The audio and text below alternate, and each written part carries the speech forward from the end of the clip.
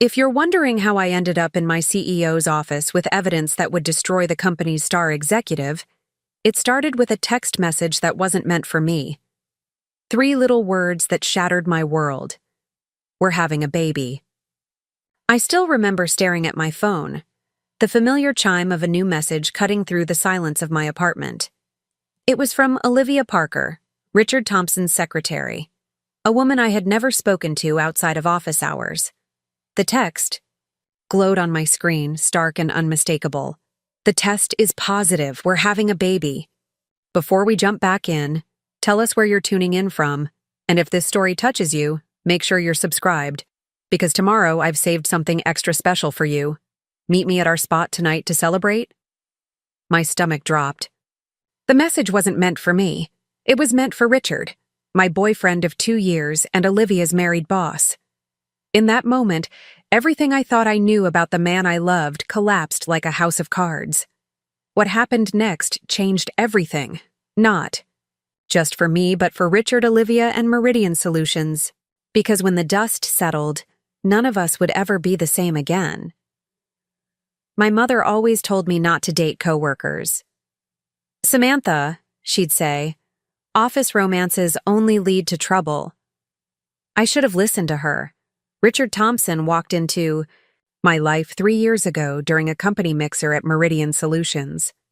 He was charming, ambitious, and had a smile that could melt glaciers. As the marketing director overseeing our biggest accounts, he commanded respect from everyone in the room, including me, a talented but overlooked graphic designer who had been with the company for 5 years. Our romance began gradually. Coffee.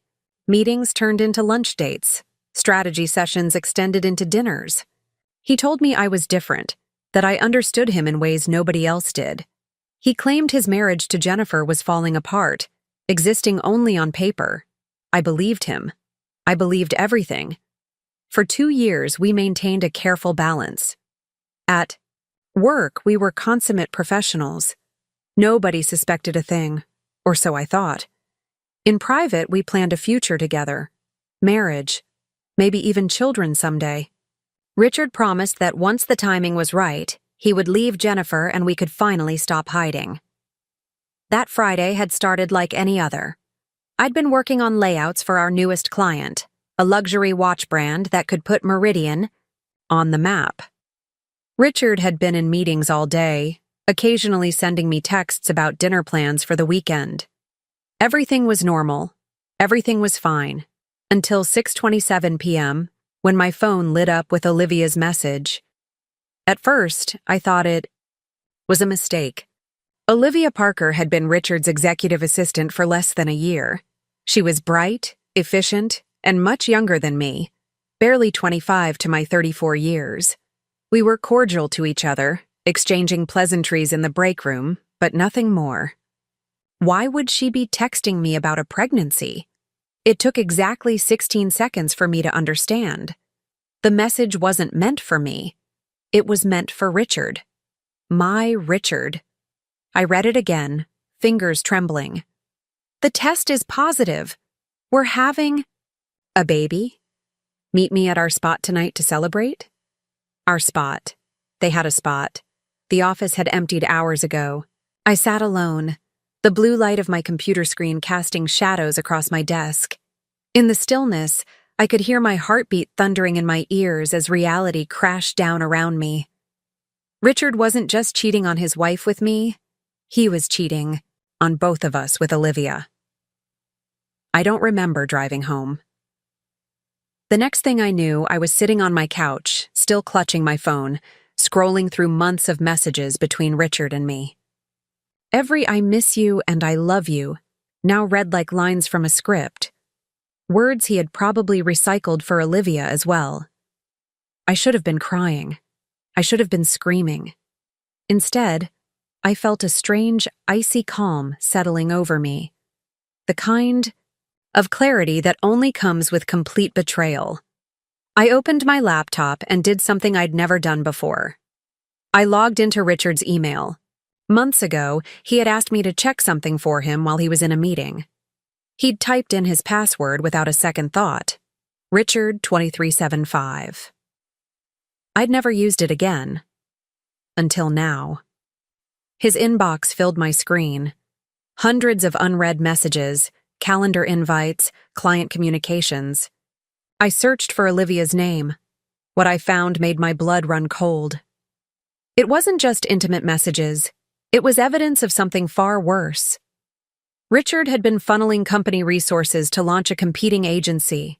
He'd been using Meridian's client contacts, proprietary strategies, and company funds to build his exit plan. And Olivia wasn't just his lover, she was his accomplice. As marketing director, Richard had access to everything: client lists, marketing plans, financial projections. He had been systematically copying files, redirecting potential clients, and preparing to take Meridian's biggest accounts with him when he left. In one email to Olivia, he wrote, "Once we secure the Cartwell account, we'll have enough to launch. Victoria won't know what hit her until it's too late." Victoria Hayes, our CEO, the woman who had founded Meridian from nothing 20 years ago, the woman who had personally hired Richard and trusted him completely. I sat back, my mind racing. This wasn't just about me anymore. This wasn't just about a cheating boyfriend or a pregnancy announcement that had found the wrong recipient. This was about a company, my company, being gutted from the inside. I had a choice to make. I could confront Richard, let my emotions dictate my actions. I could tell Jennifer about both the affair and the baby. I could resign on Monday and try to forget I ever knew any of this. Or I could be strategic. I could protect Meridian, the place that had given me my career, my colleagues who were like family. I could ensure that Richard Thompson wouldn't hurt anyone else. Not Victoria, not the company, not me. And in that moment, sitting alone in my darkened apartment with evidence of betrayal illuminating my screen, I made my decision. Richard Thompson had underestimated me for the last time. I didn't sleep that night. Instead, I methodically documented everything I found. I took screenshots, forwarded emails to my personal account, created a timeline of Richard's actions. By morning, I had compiled a damning dossier of corporate espionage and breach of contract. But I didn't act immediately. Richard had taught me one valuable lesson during our time together: patience. The right move at the wrong time was still the wrong move. So I waited, watching, gathering more evidence. Monday morning arrived, and I walked into Meridian Solutions with my head held high and a plan forming with every step. As I passed Olivia's desk, she smiled at me, the same smile she'd given me every day for months. Did she know about me and Richard? Had they laughed about it together? The thought made my skin crawl, but I smiled back, pleasant and professional as always. Richard emerged from his office, impeccably dressed in a navy suit I had helped him choose. His eyes met mine across the open office space, and he nodded slightly, our usual discreet greeting. Everything was normal. Everything was fine. Except nothing would ever be fine again. I settled at my desk and opened my calendar. The Cartwell presentation was scheduled for Friday, the account Richard was planning to steal.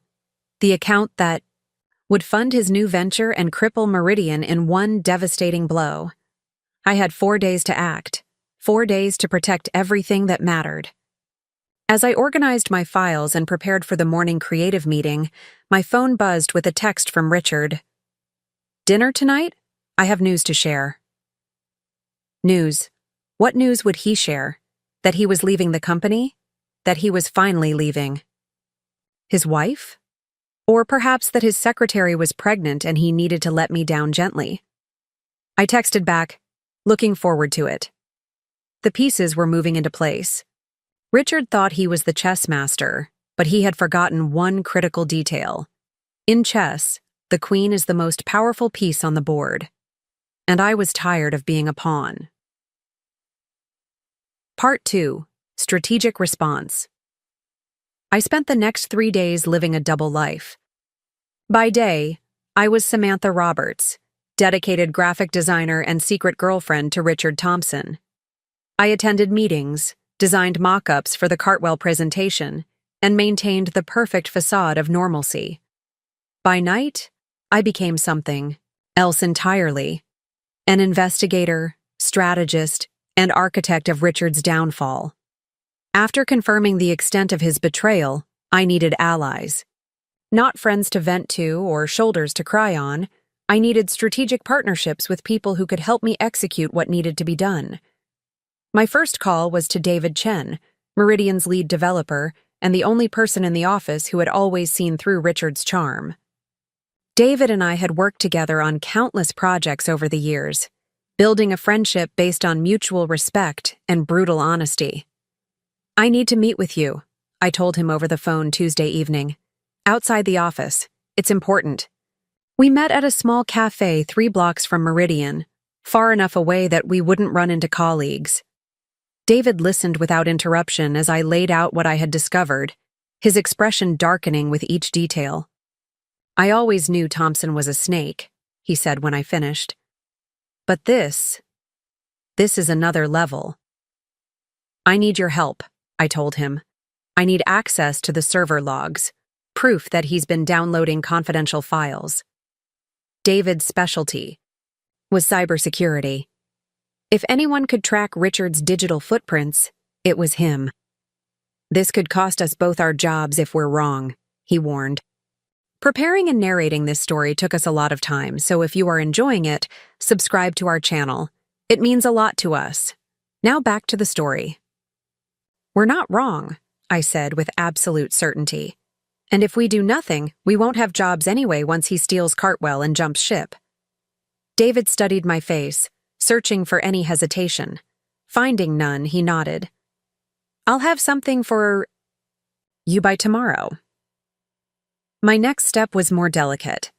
I needed to understand the extent of Richard and Olivia's relationship without alerting either of them to my knowledge. For this, I turned to Lisa Hernandez in Human Resources, not as a confidant, but as an unwitting source of information. "I'm putting together an employee appreciation event," I told her during a casual lunch on Wednesday. "I want to personalize some of the gifts. Do you know if Olivia has any allergies? Or any special interests I should be aware of?" Lisa was delighted to help. "She's actually been looking a bit under the weather lately. Morning sickness, I think, though she hasn't announced anything officially. Between us, I think she and her boyfriend might be expecting." I maintained my pleasant smile despite the knife twisting in my gut. "That's wonderful news. Do you know who she's dating? Maybe we could include something for both of them." Lisa leaned closer, lowering her voice. "She's very private about it. Long-term relationship, apparently, but complicated. You know how it is." I did know, all too well. By Wednesday evening, David had delivered as promised. "He's been systematically downloading client files for months," he told me, sliding a flash drive across the table at our second cafe meeting. "And there's more.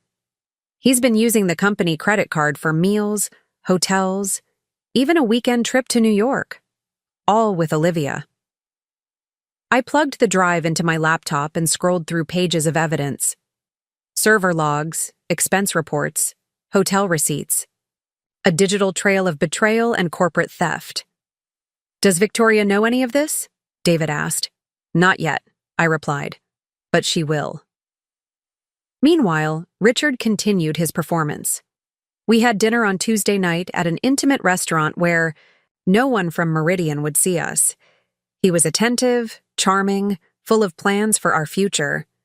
Not once did he mention Olivia or a baby, or his plans to destroy the company we both worked for. "The Cartwell presentation is looking fantastic," he said, raising his glass in a toast. "Your designs are exactly what they're looking for. This account will change everything." The irony was almost painful. "Yes," I agreed, clinking my glass against his. "It certainly will." On Thursday morning, I made my riskiest move yet. While Richard was in a client meeting and Olivia was at lunch, I accessed her computer. As Richard's assistant, she had access to his calendar, emails, and files. I wasn't looking for more evidence of their affair. I had enough of that. I was looking for concrete proof of their plans to start a competing agency. I found it in a folder labeled New Horizons, their planned company name. Business plans, investor pitches, a list of Meridian clients they intended to poach, including, as I had suspected, Cartwell. I copied everything to another flash drive, my heart pounding with each passing second. Just as I was finishing, I heard footsteps approaching. I closed the folder, cleared the screen, and stood up casually as if I had simply been leaving a note on her desk. Olivia rounded the corner, a smoothie in hand. "Oh, Samantha, do you need something?" I smiled, holding up a paper mock-up. "Just wanted to leave this for Richard to review before tomorrow's presentation. How are you feeling? You look a little tired." Something flickered across her face. Surprise, perhaps, at my concern. "I'm fine, just a bug or something." "A bug named Richard Thompson." "Take care of yourself," I said, meaning it more than she could possibly understand. These things can really knock you down if you're not careful. Thursday night, I organized everything I had collected: the emails, the server logs, the business plans, the expense reports. I created a presentation of my own, one that Victoria Hayes would never forget. As I worked, my phone buzzed repeatedly with texts from Richard. "Can't wait to see the final Cartwell designs tomorrow." "Dinner after." "The presentation, we should celebrate." "You've been quiet today. Everything okay?"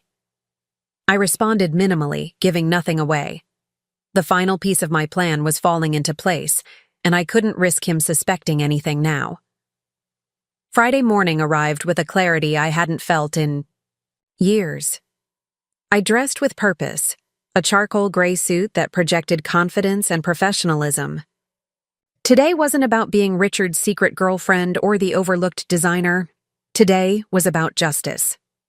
I arrived at the office early, before most of the staff. Victoria Hayes was already there, as I knew she would be. Victoria started every day at 7 a.m., reviewing reports and preparing for meetings. I knocked on her open door, presentation folder in hand. "Samantha," she said, looking up with mild surprise. "You're in early." "I need to speak with you," I said. "It's urgent and confidential." Victoria gestured to the chair across from her desk. In 15 years of building Meridian into an industry leader, she had developed an instinct for trouble. I could see it in her eyes as she studied me. She knew this wasn't about font choices or color palettes. "What is this about?" I placed the folder on her desk and met her gaze steadily. "Richard Thompson is planning to leave Meridian and start a competing agency. He's stealing clients, company information, and resources. And he's planning to take the Cartwell account with him after today's presentation." Victoria's expression didn't change, but her posture stiffened. "That's a serious accusation, Samantha. What evidence do you have?" I opened the folder. "Everything you need is right here." Part 3. The Turning Point. The Cartwell presentation was scheduled for 2 p.m. By noon, Victoria Hayes had reviewed every document in my folder, called her legal team, and formulated a plan that would make my efforts look like child's play. "You've done well, Samantha," she said, her voice steady but her eyes blazing with controlled fury. "Now I need you to continue as normal. Can you do that?" I nodded. "What about the presentation?" "It will proceed exactly as planned," Victoria said, with one small adjustment. She outlined what would happen, and for the first time in days, I felt a smile, a genuine smile, form on my lips. At 1:30 p.m., the Meridian conference room began filling with people. The creative team arranged presentation boards along the wall. The account managers reviewed their notes. Richard worked the room, shaking hands and making introductions as the Cartwell executives arrived. I sat quietly at the far end of the table, my portfolio open before me, watching Richard in his element. He caught my eye at one point and winked, a private gesture between lovers. My stomach turned, but I managed a small smile in return. At precisely 1:55 p.m., Victoria Hayes entered the room. This was unusual. Victoria rarely attended initial client presentations unless they were for major accounts. Her presence caused a momentary ripple of surprise. "Victoria," Richard said, recovering quickly. "I didn't realize you'd be joining us." "I wouldn't miss this for the world, Richard," she replied smoothly. "Cartwell is exactly the kind of partnership that represents Meridian's future." If Richard was concerned by her unexpected appearance, he didn't show it. The presentation began right on schedule. For 45 minutes, I watched Richard deliver a masterful pitch. He presented marketing strategies I had helped develop, showed design concepts I had created, and outlined a vision for Cartwell's brand that would have been revolutionary, had he actually intended to implement it at Meridian. As he neared his conclusion, Victoria caught my eye and gave an almost imperceptible nod. "And so," Richard was saying, "with Meridian's expertise and Cartwell's vision, we believe this partnership will redefine luxury marketing for the digital age." Polite applause filled the room. The Cartwell CEO, James Morrison, looked genuinely impressed. "Thank you, Richard," Victoria said, standing. "That was truly illuminating. Before we continue, I'd like to make a small addition to today's agenda." Richard's smile faltered slightly. "Of course." Victoria turned to face the room. "At Meridian Solutions, we believe that trust is the foundation of every successful partnership. Trust between colleagues, trust between agencies and clients, trust in the integrity of our work." She paused, her gaze sweeping across the assembled executives before landing squarely on Richard. "It has come to my attention that certain individuals within our organization have violated that trust in ways that are both professionally and personally reprehensible." The room went silent. Richard's expression froze, a flash of panic crossing his features before he composed himself. "Victoria, perhaps we should discuss internal matters after—" "Richard Thompson has been using Meridian's resources, client relationships, and proprietary information to establish a competing agency," Victoria continued as if he hadn't spoken. "He has misappropriated company funds, breached his contract, and betrayed the trust of everyone in this room." Murmurs broke out among the Cartwell executives. Richard's face drained of color. "These are serious accusations," he said, his voice art and completely unfounded. Victoria smiled coldly. "Are they?" She gestured toward the door, where Meridian's head of security and 2 members of the legal team now stood. "My legal team has spent the morning documenting extensive evidence of your activities. We have server logs, unauthorized expense reports, hotel receipts, and perhaps most damning, your business plan for New Horizons, which specifically targets Cartwell as your first client." The Cartwell CEO turned to Richard, his expression thunderous. "Is this true?" Richard looked cornered. "James, I can explain." "Mr. Morrison," Victoria interjected, "I want to assure you that Meridian values your business and your trust. The presentations you saw today were created by our talented team, led by Samantha Roberts, who will be taking over this account effective immediately." All eyes in the room turned to me. I straightened my shoulders and met their gazes with professional composure, even as my heart hammered in my chest.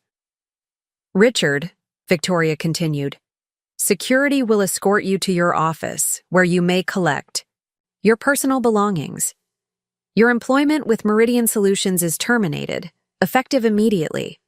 Our legal team will be in contact regarding the terms of your separation and the consequences of your actions." For a moment, Richard looked like he might argue. Then his eyes found mine across the conference table. In that instant, understanding washed over his features. He knew exactly who had exposed him. "You," he said softly, disbelief coloring his voice. I held his gaze without flinching. "Trust is everything, Richard. You taught me that." The security team stepped forward. With no choice remaining, Richard allowed himself to be escorted from the room, his career and his schemes collapsing around him. Victoria smoothly redirected the meeting, apologizing to the Cartwell executives for the unpleasant scene and assuring them of Meridian's commitment to their partnership. Professional that she was, she managed to salvage not only the meeting, but strengthen our position with Cartwell, who were impressed by the company's ethical stance and swift action. As the executives filed out an hour later, Victoria placed a hand on my shoulder. "My office, 15 minutes, she said quietly. I nodded, gathering my materials with trembling hands. The adrenaline that had carried me through the confrontation was beginning to fade, leaving me exhausted but resolute. As I packed up my portfolio, I noticed a commotion near the reception area. Olivia Parker was in tears, her desk being searched by security. Our eyes met briefly across the office floor. Did she know I was responsible?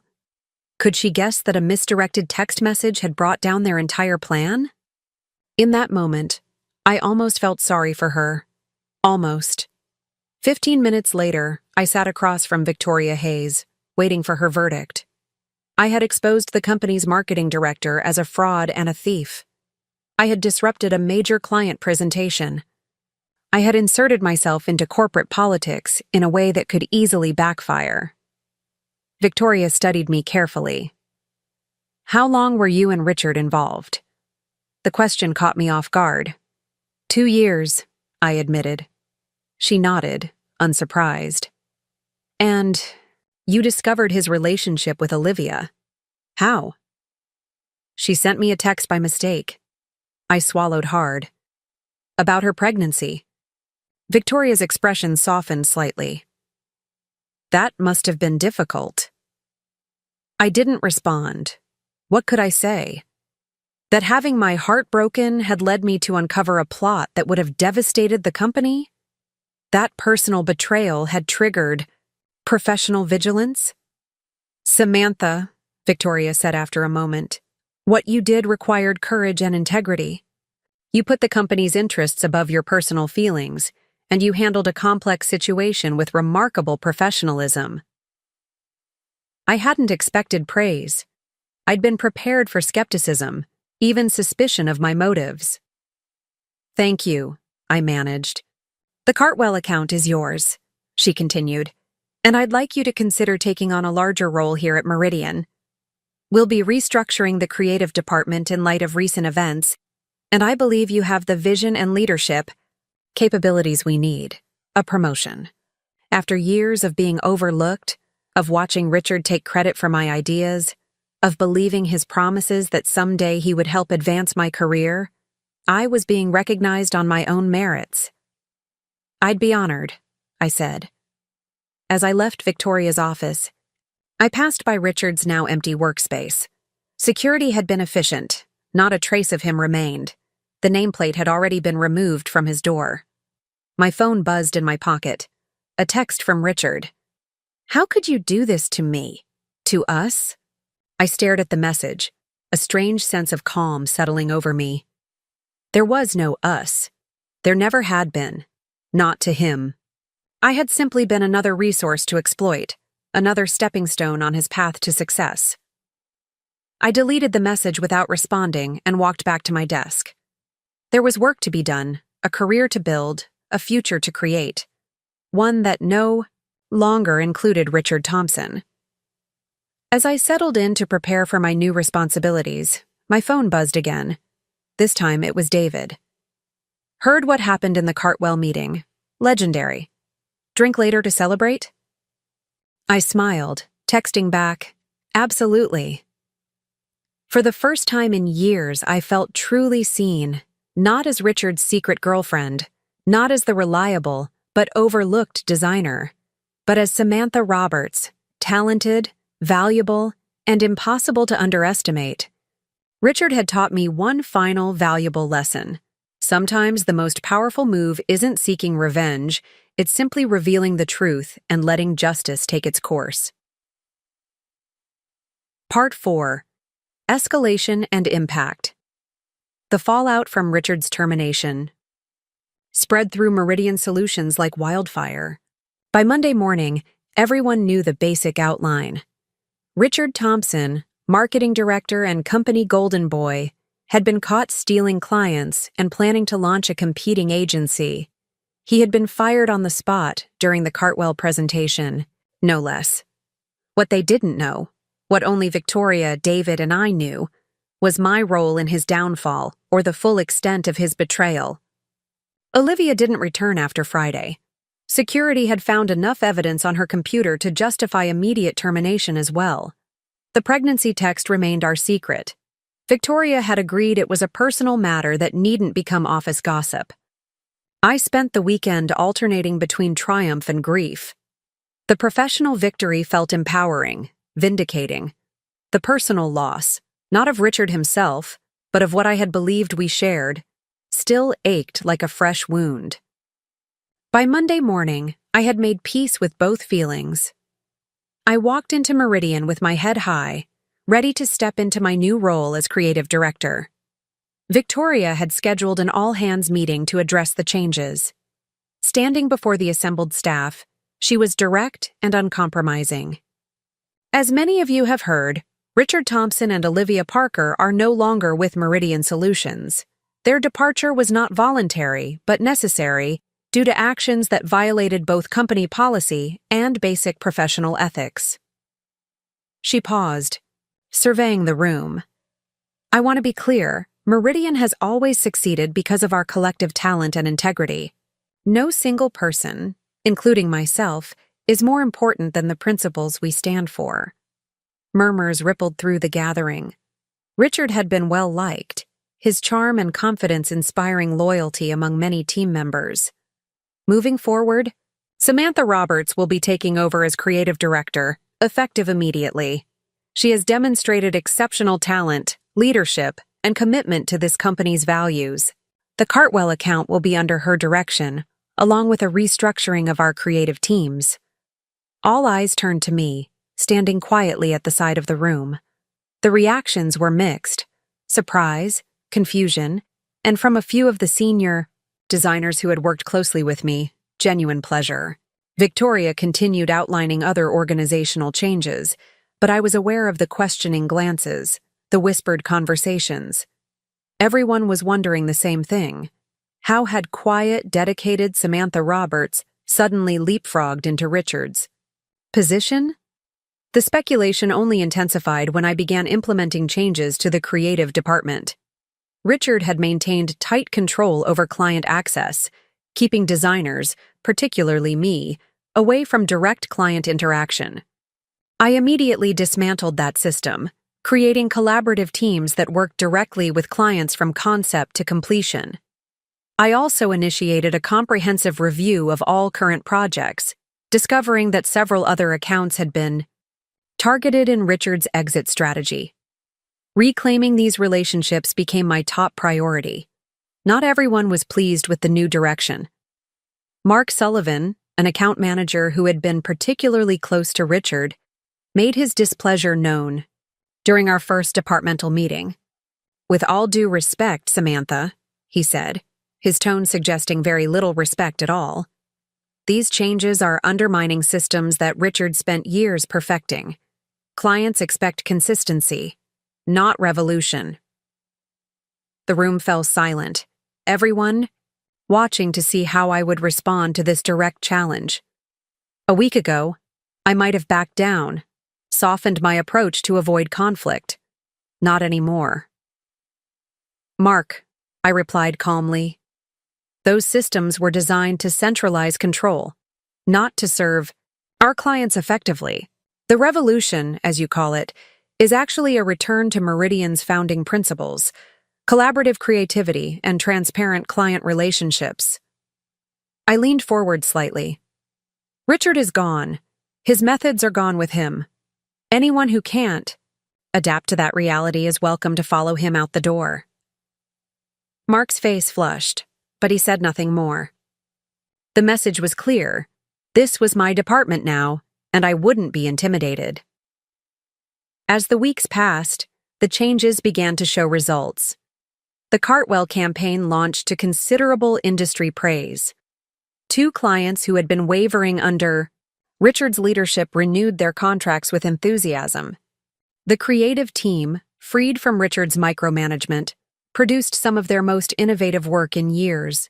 Not everyone adjusted, of course. Mark Sullivan resigned after our third departmental meeting, taking 2 junior account managers with him. I couldn't prove they had joined Richard at whatever new venture he was building, but I suspected as much. Their departure barely registered as a concern.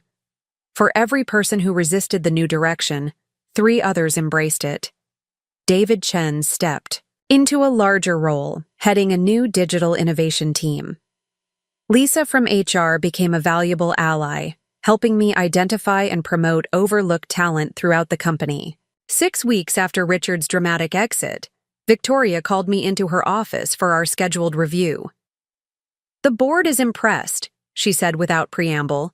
"Revenue is up 12% this quarter, employee satisfaction scores have improved, and the Cartwell campaign has attracted 3 new client inquiries." I nodded, accepting the praise but not entirely satisfied. "We still have work to do. The organizational structure needs further refinement, and we've identified some systemic issues in project management that Richard implemented." Victoria smiled slightly. "You know, when you brought me that folder of evidence, I wondered if you were motivated by personal vengeance. A woman scorned and all that." I met her gaze steadily. "It was personal," I admitted, "but not in the way you think. This company has been my professional home for 8 years. What Richard planned would have damaged Meridian irreparably. I couldn't let that happen." "And the personal betrayal?" I considered my answer carefully. It clarified things, made me see what I had been willing to overlook, professionally and personally. Victoria nodded, understanding more than I had said. "Have you heard from him?" The question surprised me, though perhaps it shouldn't have. "A few texts in the beginning. Nothing recently." What I didn't tell her was about the late-night phone call I had received 2 weeks after Richard's firing. He had been drinking, his words slurred but his anger crystal clear. "You ruined everything," he had said. "Years of planning, destroyed, because you couldn't handle a little competition, personally or professionally." "Competition implies a fair playing field," I had responded. "What you did wasn't competition. It was theft and betrayal." He had laughed bitterly. "You think you've won? You're nothing without me. I made you, Samantha. I gave you opportunities, mentored you." "You exploited me," I interrupted, "professionally and personally, and now you're facing the consequences." I had hung up then, blocking his number. Whatever closure I needed wouldn't come from Richard. "Thompson." Victoria was still watching me, a knowing look in her eyes. "Well, whatever your motivations, the results speak for themselves. The board has approved your permanent appointment as creative director, with a corresponding compensation package." She slid a folder across the desk, not unlike the one I had given her 6 weeks earlier, though the contents were decidedly more positive. "Thank you," I said, genuinely moved by the validation. As I returned to my office, Richard's former office, now redecorated and reorganized to reflect my own aesthetic, I felt a sense of completion. The professional transformation was well underway. The personal healing would take longer, but I was making progress there too. I had just settled at my desk when my assistant knocked on the open door. "There's someone here to see you," she said, looking uncomfortable. "Jennifer Thompson, Richard's wife." I froze, utterly unprepared for this development. Did she say what she wants? No, just that it's personal and important. I took a deep breath. "Send her in." Jennifer Thompson was everything I wasn't. Tall, blonde, polished in a way that spoke of old money and expensive taste. I had seen her only a handful of times at company events, always from a distance, always with a mixture of guilt and curiosity. She closed the door behind her and stood for a moment, studying me with an unreadable expression. "You must be wondering why I'm here," she said finally. I gestured to the chair across from my desk. "Please, sit." She did, arranging herself, with practiced grace. "I won't take much of your time. I wanted to thank you in person." Of all the things I had imagined Jennifer Thompson might say to me, gratitude wasn't on the list. "Thank me?" I repeated, confused. "For exposing Richard," she clarified. "I've known about his indiscretions for some time, including you." The directness of her statement left me speechless. She knew. She had always known. "What I didn't know," Jennifer continued, "was the extent of his professional misconduct. When everything came to light, it forced a reckoning in our marriage that was long overdue." I found my voice. "I didn't do it to hurt him or you." She smiled slightly. "I know. You did it to protect the company. The personal benefits were incidental." There was something disarming about her calm assessment, her lack of anger or accusation. "Richard and I are divorcing," she said. "The proceedings have been enlightening.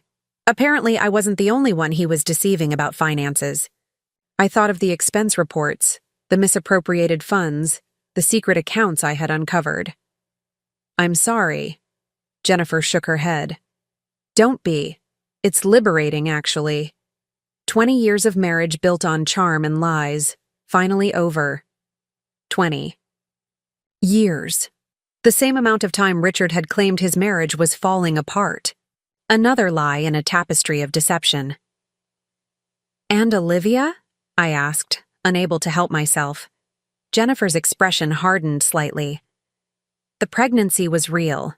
The relationship was not, at least not in the way she believed. Richard has a pattern of using women to advance his goals. You, me, Olivia. We were all means to an end. The brutal honesty of her assessment hurt, but I couldn't deny its accuracy. "Why tell me all this?" I asked. Jennifer crossed her legs, adjusting her position. "Slightly. Because I think women should look out for each other. Because you deserve to know you weren't the only one he fooled. And because I wanted to see the person who finally had the courage to do what I couldn't. Hold Richard accountable." There was respect in her voice, genuine and unexpected. In another life, under different circumstances, we might have been friends. "What will you do now?" I asked. A genuine smile transformed her face, making her look younger, lighter. "Travel. Write the book I've been putting off for 15 years. Live without constantly managing Richard's image and career." She shrugged elegantly. "Start over." As Jennifer stood to leave, she paused, reaching into her handbag. "One more thing. I thought you should have this." She placed a small flash drive on my desk. "What is it?" I asked, not reaching for it. "Everything my attorney found during discovery. Financial records, communications, business plans. Things that might be relevant to Meridian's interests." She smiled thinly. Richard kept meticulous records of his wrongdoing. It was always his fatal flaw. He documented everything because he was so certain he wouldn't get caught. I stared at the tiny device. "Why give this to me?" "Because you'll know what to do with it," Jennifer said simply. "And because I think we both deserve to close this chapter completely." After she left, I sat for a long time, staring at the flash drive. Part of me wanted to throw it away, to declare the Richard Thompson chapter of my life officially ended. Instead, I called Victoria and David to my office. "We need to see what's on this," I told them, explaining Jennifer's visit. "If there's anything that could help protect Meridian from further damage, we should know about it." Together, we reviewed the contents, a digital archive of Richard's systematic corruption and manipulation. Beyond what I had already uncovered were client lists he had planned to poach, financial irregularities dating back years, and evidence of collusion with competitors that bordered on corporate espionage. "This is worse than we thought," Victoria said grimly. "He wasn't just planning to leave and take some clients. He was actively undermining Meridian for years." David nodded, scrolling through documents. "Look at these timestamps. Some of these files go back to before Samantha even started working with him." The realization was sobering. Richard's betrayal wasn't personal, it was pathological. I had simply been one more pawn in his elaborate game. "What do we do with this?" I asked Victoria. She considered the question carefully. "We secure our clients. We implement safeguards to prevent anything like this from happening again. And we move forward, stronger and wiser." "And Richard?" David asked. Victoria's expression was resolute. "We let his own actions be his punishment. The industry is small, and word travels fast. Based on what's here, he won't find it easy to rebuild." I thought of Olivia, pregnant and unemployed, another victim of Richard's machinations. I thought of Jennifer, rebuilding her life after decades of deception. I thought of myself, forever changed by both betrayal and its aftermath. "I agree," I said quietly. "Moving forward is the best revenge." As David backed up the files and Victoria made notes for her legal team, I felt a sense of closure settling over me. Richard had underestimated me, used me, lied to me, but in doing so, he had inadvertently pushed me toward becoming someone stronger, someone who wouldn't be easily deceived again. That evening, as I prepared to leave the office, my phone buzzed with a text from an unknown number. "He never told me about you. I'm sorry. Take care of Meridian. It deserves better than him. Olivia." I stared at the message, a complex mix of emotions washing over me. She had figured it out, who I was to Richard, what I had done. Part of me wanted to respond, to forge some connection with this woman who had also been deceived. But what would be the point? We were both moving on, in our separate ways. I deleted the message without replying. Some chapters were better left closed. As I gathered my things, I glanced around my office, once Richard's kingdom, now my domain. The changes I had made reflected more than just aesthetic preferences. They symbolized a fundamental shift in how things operated under my leadership. Transparency, collaboration, integrity. These weren't just corporate buzzwords anymore.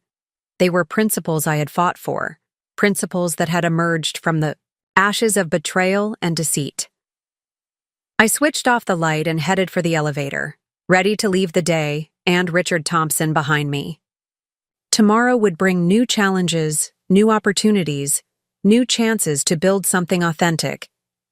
And for the first time in years, I was facing the future on my own terms, unburdened by secrets and lies. Part 5. New Reality. 3 months after Richard's dramatic exit from Meridian Solutions, I barely recognized my own life. The woman who had spent years in the shadows, professionally overshadowed, personally hidden, had transformed into someone I was genuinely proud to be. Meridian was thriving under the new leadership structure.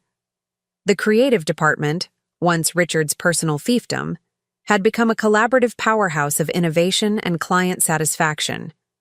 The Cartwell campaign had exceeded all expectations, bringing in industry recognition and attracting new business.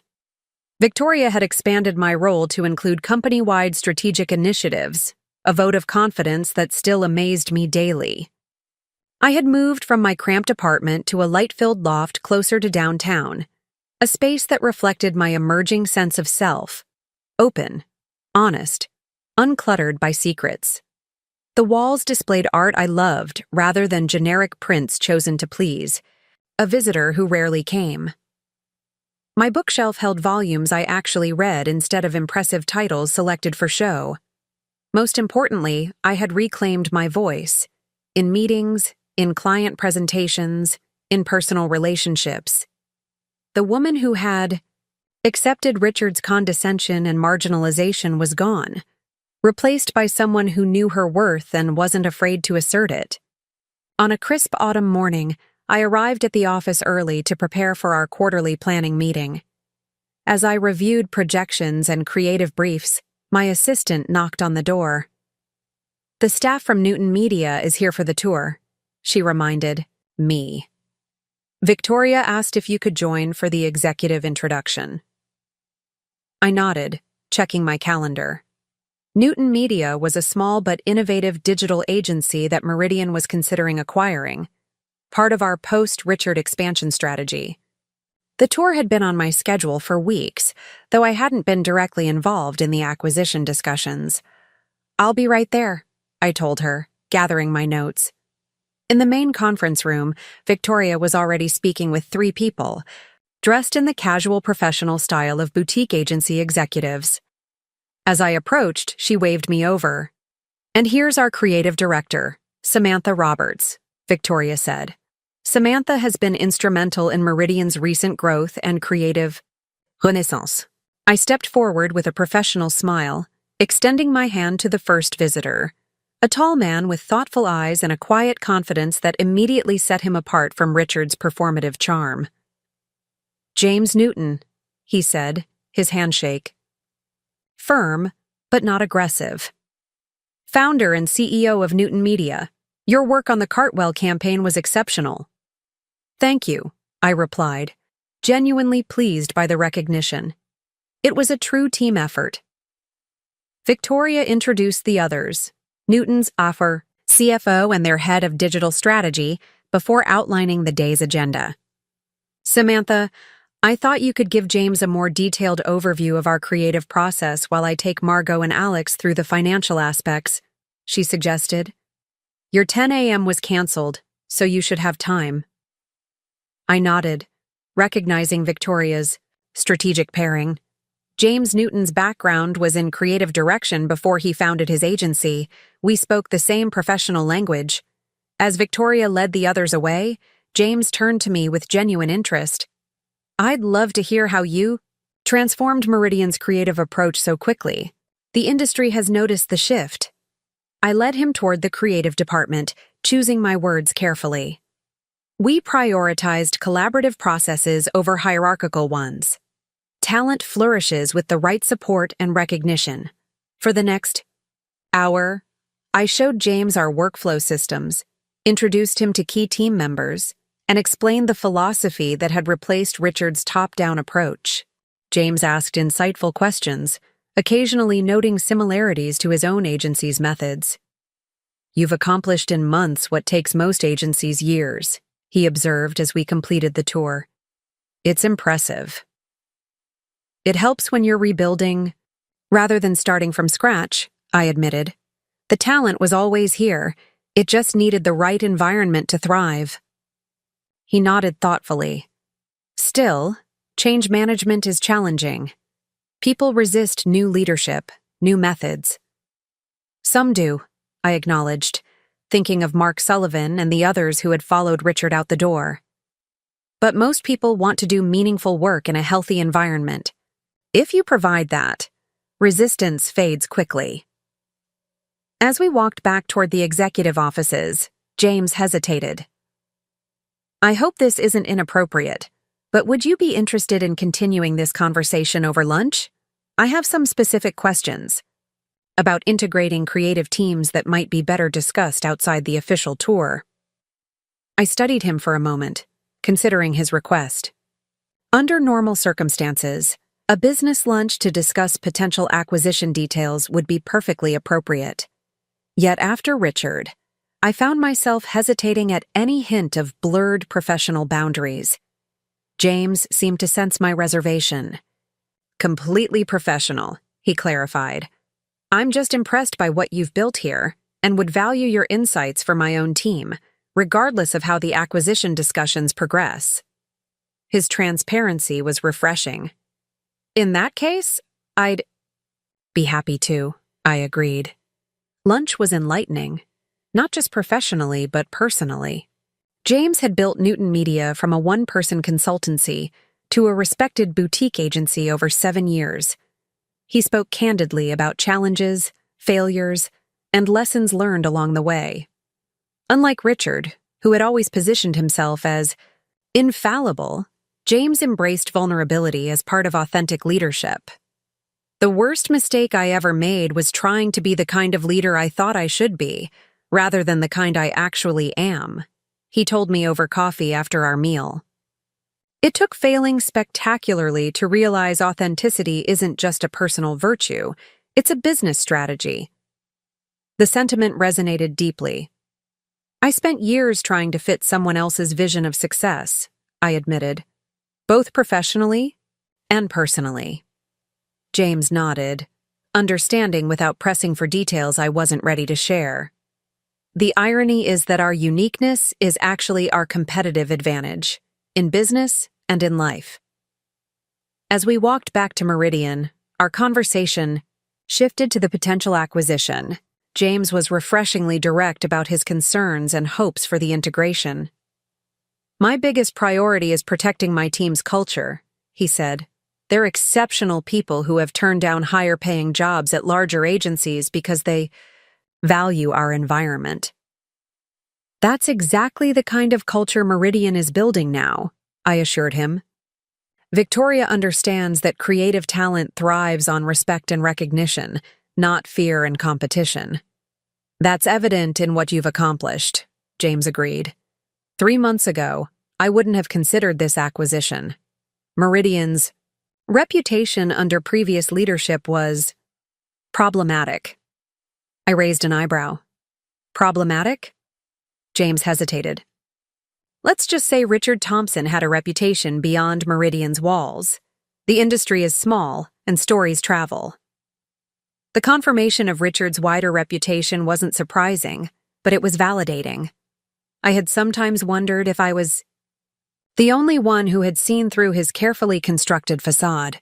Well, Meridian is under new leadership now, I said simply. At multiple levels. James smiled. That's precisely why we're here today. Back at the office, I found Victoria waiting for my assessment of James Newton and his compatibility with Meridian's new direction. He's thoughtful, authentic, and deeply committed to his team, I told her. His creative philosophy aligns with our new approach.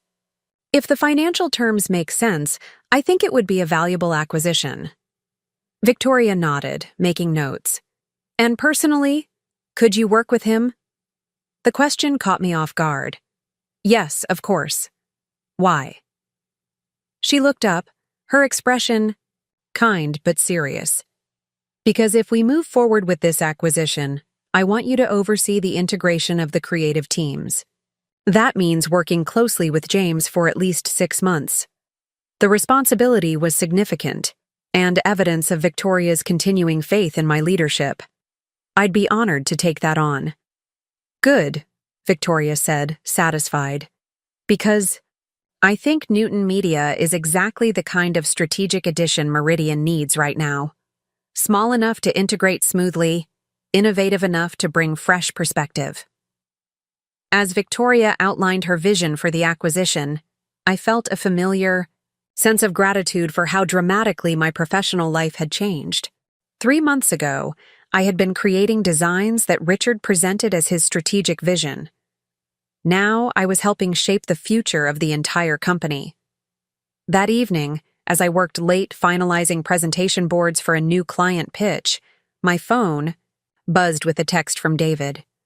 Drinks to celebrate your 3-month anniversary as the boss. A few of us are heading to Westlake Tavern. I smiled at the invitation. My relationship with colleagues had evolved too, from the professional distance I had maintained during the Richard years to genuine friendships built on mutual respect. Be there in 30, I replied. Westlake Tavern was buzzing with Friday evening. Energy when I arrived. David waved from a corner booth where he sat with Lisa from HR and 2 senior designers from my team. There she is, David announced as I joined them. The woman who saved Meridian from the evil empire. I laughed, sliding into the booth. I think that's a bit dramatic. Lisa shook her head. Not from where we're sitting. 3 months ago, this place was toxic. Now it's the best creative environment I've worked in. The others nodded in agreement, raising their glasses in an impromptu toast. To Samantha, David said, for showing us that good people can win. The simple sentiment touched me deeply. To all of us, I corrected, for building something worth fighting for. As conversation flowed around me, project updates, industry, gossip, weekend plans, I allowed myself to fully absorb how much had changed. Not just the professional achievements or the company culture, but my own sense of belonging and purpose. So, Lisa said, leaning closer as the others debated the merits of a new design trend, what did you think of James Newton? Victoria seemed quite impressed with him. I considered the question carefully. He's thoughtful, talented, and genuinely cares about his team. His agency would be a valuable addition to Meridian. Lisa studied me with the perceptive gaze that made her excellent at her HR role. And there's something else you're not saying. I smiled, shaking my head. That's all there is professionally, and after Richard, that's all I'm focused on. Lisa nodded, understanding completely. Fair enough, though for what it's worth, James Newton has an excellent reputation in the industry, and not just for his creative work. Before I could respond, my phone buzzed with a new email notification. Normally, I would ignore work messages during social time, but the sender's name caught my attention. Olivia Parker. I excused myself and stepped outside to read it privately. Samantha, I debated whether to contact you, but I felt you deserved to know. Richard has been trying to launch his agency, but the industry has essentially blacklisted him. The Newton acquisition you're pursuing? They were his target before everything fell apart. I'm not sharing this out of bitterness or loyalty to Richard. We haven't spoken since I lost my job, and he's made it clear that while he'll provide financial support for our child, he has no interest in being involved otherwise. I'm sharing this because his failure feels like a form of justice for both of us. He used us both in different ways, for different purposes. But in the end, he lost everything while we have the chance to rebuild. I've accepted a position at a small agency in Seattle. Fresh start, new beginning. I wanted you to know that I harbor no ill will toward you. We were both deceived by a master manipulator. Best wishes for your continued success at Meridian. Olivia. I read the email twice, absorbing its implications. Richard was struggling. The man who had seemed invincible, whose charm and confidence had fooled so many for so long, was facing the consequences of his actions. And Newton Media, the very company Meridian was now pursuing, had apparently seen through him even before his downfall. It was a final, fitting conclusion to the Richard Thompson chapter of my life. I typed a brief reply. Olivia, thank you for sharing this. I wish you and your child all the best in Seattle. New beginnings are powerful. Samantha. Simple, sincere, and final. As I slipped my phone back into my pocket, I noticed James Newton entering the tavern with his CFO and another man I didn't recognize. They were likely celebrating the progression of the acquisition talks. Our eyes met across the crowded room, and he smiled, raising his hand in a friendly wave. I returned the gesture, feeling none of the complicated emotions that had defined my interactions with Richard. Just professional respect, and perhaps the potential for genuine friendship. I rejoined my colleagues, sliding back into the booth with a new sense of lightness. The conversation had moved on to weekend plans and an upcoming industry event. Everything okay? David asked, nodding toward my phone. Yes, I said, realizing I truly meant it. Everything is exactly as it should be. Later that night, as I walked into my new apartment, I paused to appreciate the space I had created. Open, honest, reflective of who I really was. No more hiding. No more compromising. no more accepting less than I deserved.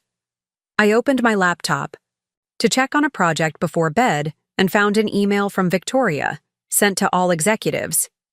Team, I'm pleased to announce that we have reached an agreement in principle with Newton Media for acquisition. Details will follow in our Monday meeting, but I wanted to share this milestone as we continue Meridian's transformation into an industry leader built on creativity, integrity, and collaborative excellence. Special thanks to Samantha Roberts for her instrumental role in evaluating creative compatibility and vision alignment. Victoria Hayes, CEO, Meridian Solutions. I smiled at the recognition, remembering a time when my contributions had been claimed by others, when my voice had been silenced by insecurity and manipulation. Never again. I closed my laptop and walked to the window, looking out at the city lights. Somewhere out there, Richard Thompson was struggling to rebuild what he had lost. Somewhere else, Olivia Parker was starting fresh in Seattle. Jennifer Thompson was perhaps writing the first chapter of her long-delayed book. And here, in this moment, I was exactly where I needed to be. Not defined by a relationship or by someone else's perception, but by my own strength, talent, and integrity. The journey hadn't been what I expected. The catalyst, that misdirected text message, had been painful beyond measure. But the transformation it triggered had been worth every moment of heartache. My phone buzzed with one final message for the day, from James Newton. Thank you for your insights today. Looking forward to building something remarkable together. At Meridian. Have a great weekend. Professional, respectful, direct. I typed a similar response, appreciating the clarity of our interaction.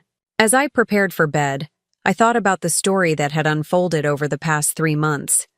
From betrayal to redemption, from hidden relationship to authentic leadership. It wasn't the story I had planned for myself, but it was infinitely better than the one Richard had scripted for me. In the end, his secretary's misdirected text hadn't just revealed his betrayal. It had set me free, to discover my strength, to claim my voice, to build a life and career defined by truth rather than deception. Sometimes the most painful revelations lead to the most powerful transformations. Sometimes what feels like an ending is actually the beginning of something far more meaningful. As I drifted toward sleep, I realized that was the true lesson of this journey. Our stories don't end with betrayal or heartbreak. They continue, evolve, transform. If we have the courage to write the next chapter ourselves. And that's exactly what I intended to do, one authentic day at a time. The morning sun filtered through my bedroom curtains, gently pulling me from sleep. 6 months had passed since that fateful text message had changed everything. 6 months of growth, challenge, and rebuilding. The integration of Newton Media into Meridian had progressed smoothly, bringing fresh talent and perspective to our expanding company. James and I had developed a productive professional partnership based on mutual respect and shared creative vision. His team had adapted quickly to Meridian's collaborative environment, in many ways enhancing the culture we had worked to establish. As I prepared for work, I reflected on how completely my life had transformed. The promotion to creative director had been just the beginning. 3 months ago, Victoria had expanded my role to Executive Vice President of Creative and Strategy, a position created specifically to leverage my vision for the company's future. My personal life had evolved as well. The woman who had accepted secrecy and compartmentalization now insisted on transparency in all relationships.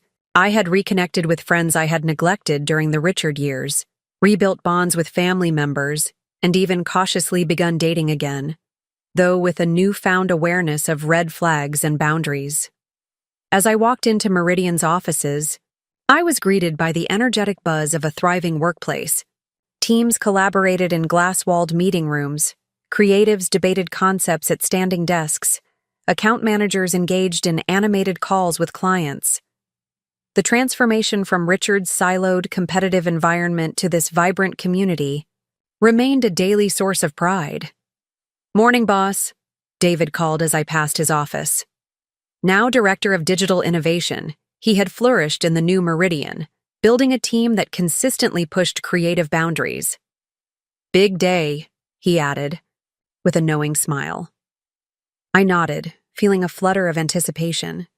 Today, we would announce Meridian's largest client acquisition since Richard's departure.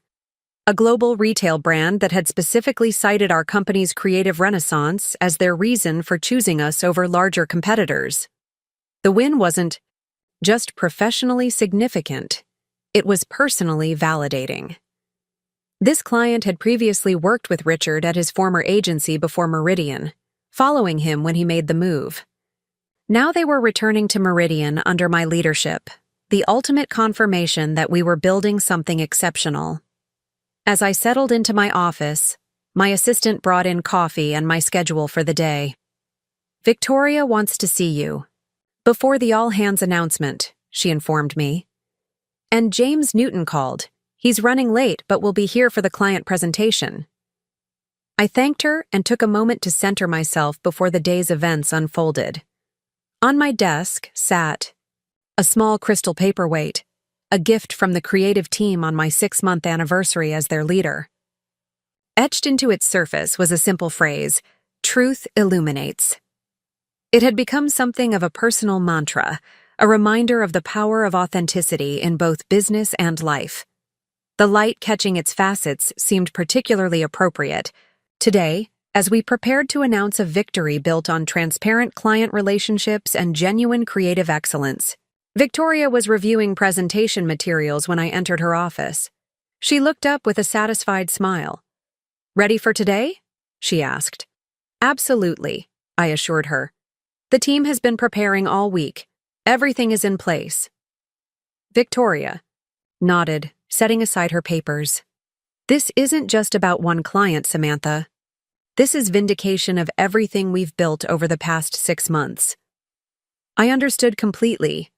Victoria had taken a significant risk in promoting me so quickly after Richard's departure, trusting my vision despite my lack of executive experience. Today's announcement was as much her victory as mine. "I've been meaning to ask," she said, her tone shifting slightly. "Have you heard anything about Richard recently?" The question surprised me. Richard's name had gradually faded from office conversations, becoming a distant memory rather than an active presence. "Nothing specific," I admitted. "Last I heard, he was struggling to launch his agency. Apparently, his reputation has made it difficult to secure clients or investors." Victoria nodded. "I received an interesting call yesterday. He's leaving the industry entirely, moving to Chicago to work for his brother-in-law's manufacturing company." The news was unexpected, but somehow fitting. Richard had always defined himself by his status in the marketing world, his influence over clients and colleagues. Leaving the industry was perhaps the ultimate admission of defeat. "Jennifer informed me," Victoria continued, "they've finalized their divorce. But she thought we should know, given his history of unpredictability."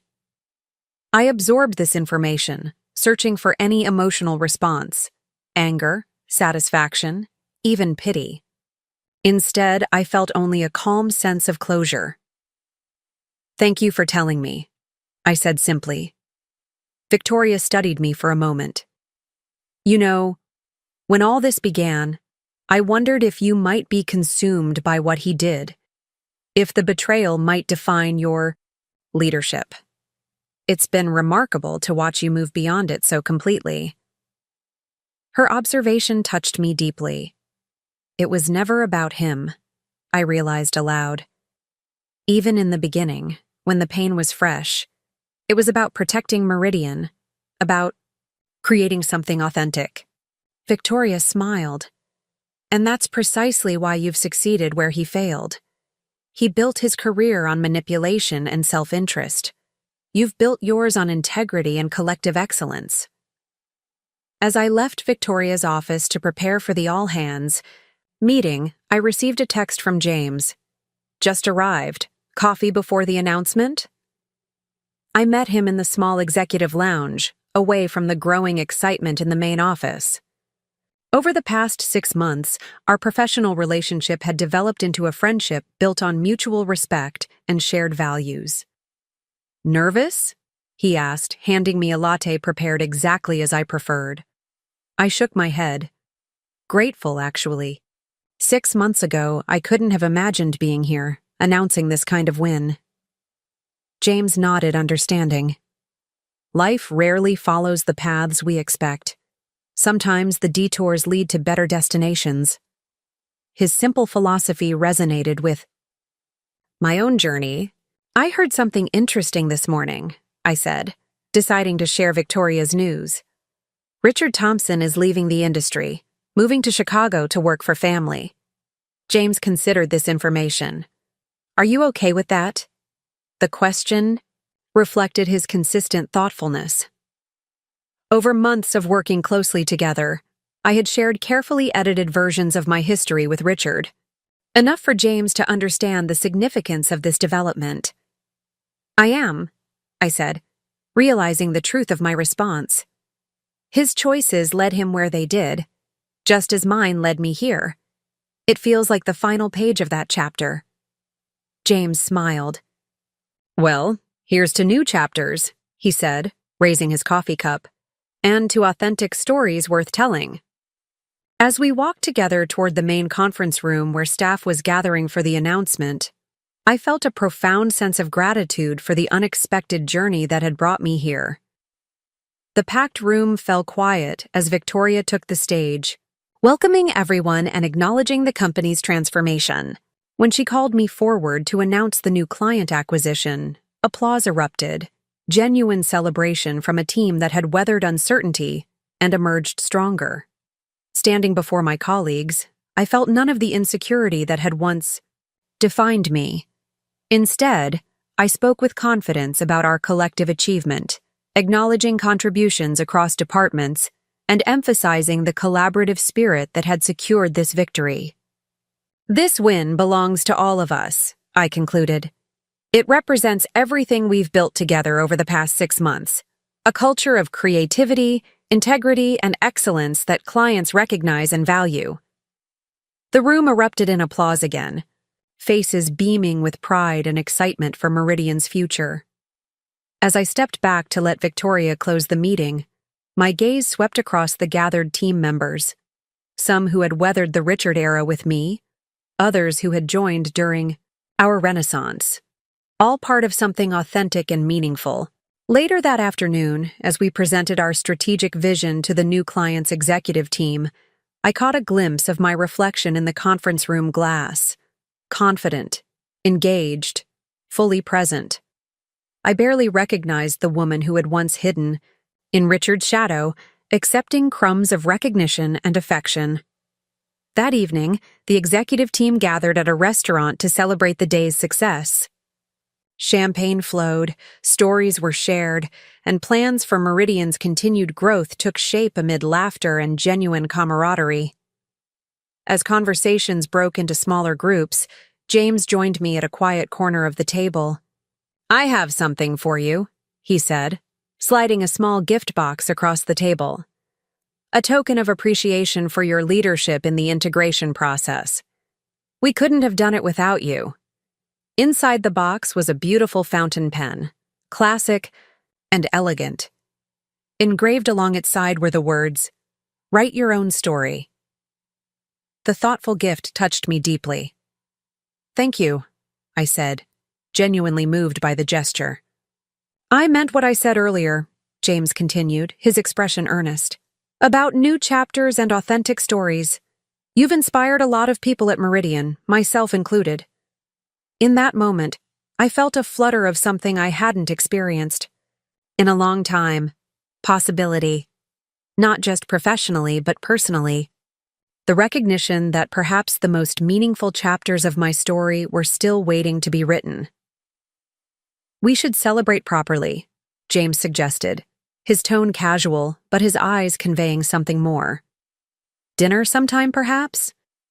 The question hung between us, clearly crossing the line from professional to personal. 6 months ago, I might have hesitated, still wounded from Richard's betrayal. But the woman I had become recognized the difference between Richard's manipulation and James's genuine interest. "I'd like that," I said simply. His smile warmed his entire face. So would I. As the evening wound down and we prepared to leave, Victoria pulled me aside for a final word. "I've been thinking about our conversation this morning," she said. "About Richard and his departure from the industry." I nodded, waiting for her to continue. "There's a certain poetry to it," she observed. "The man who built his career on appearances and manipulation is gone, while you, who he underestimated and betrayed, are thriving." "It's not about winning or losing," I replied, understanding now what had taken months to fully realize. "It's about being authentic and letting the consequences follow naturally." Victoria smiled, squeezing my arm affectionately. "Exactly. And that, Samantha, is why you're sitting at this table tonight while he's packing for Chicago." As I hailed a cab home, city lights reflecting off rain-slicked streets, I thought about beginnings and endings, about texts never meant to be sent, and truths never meant to be revealed.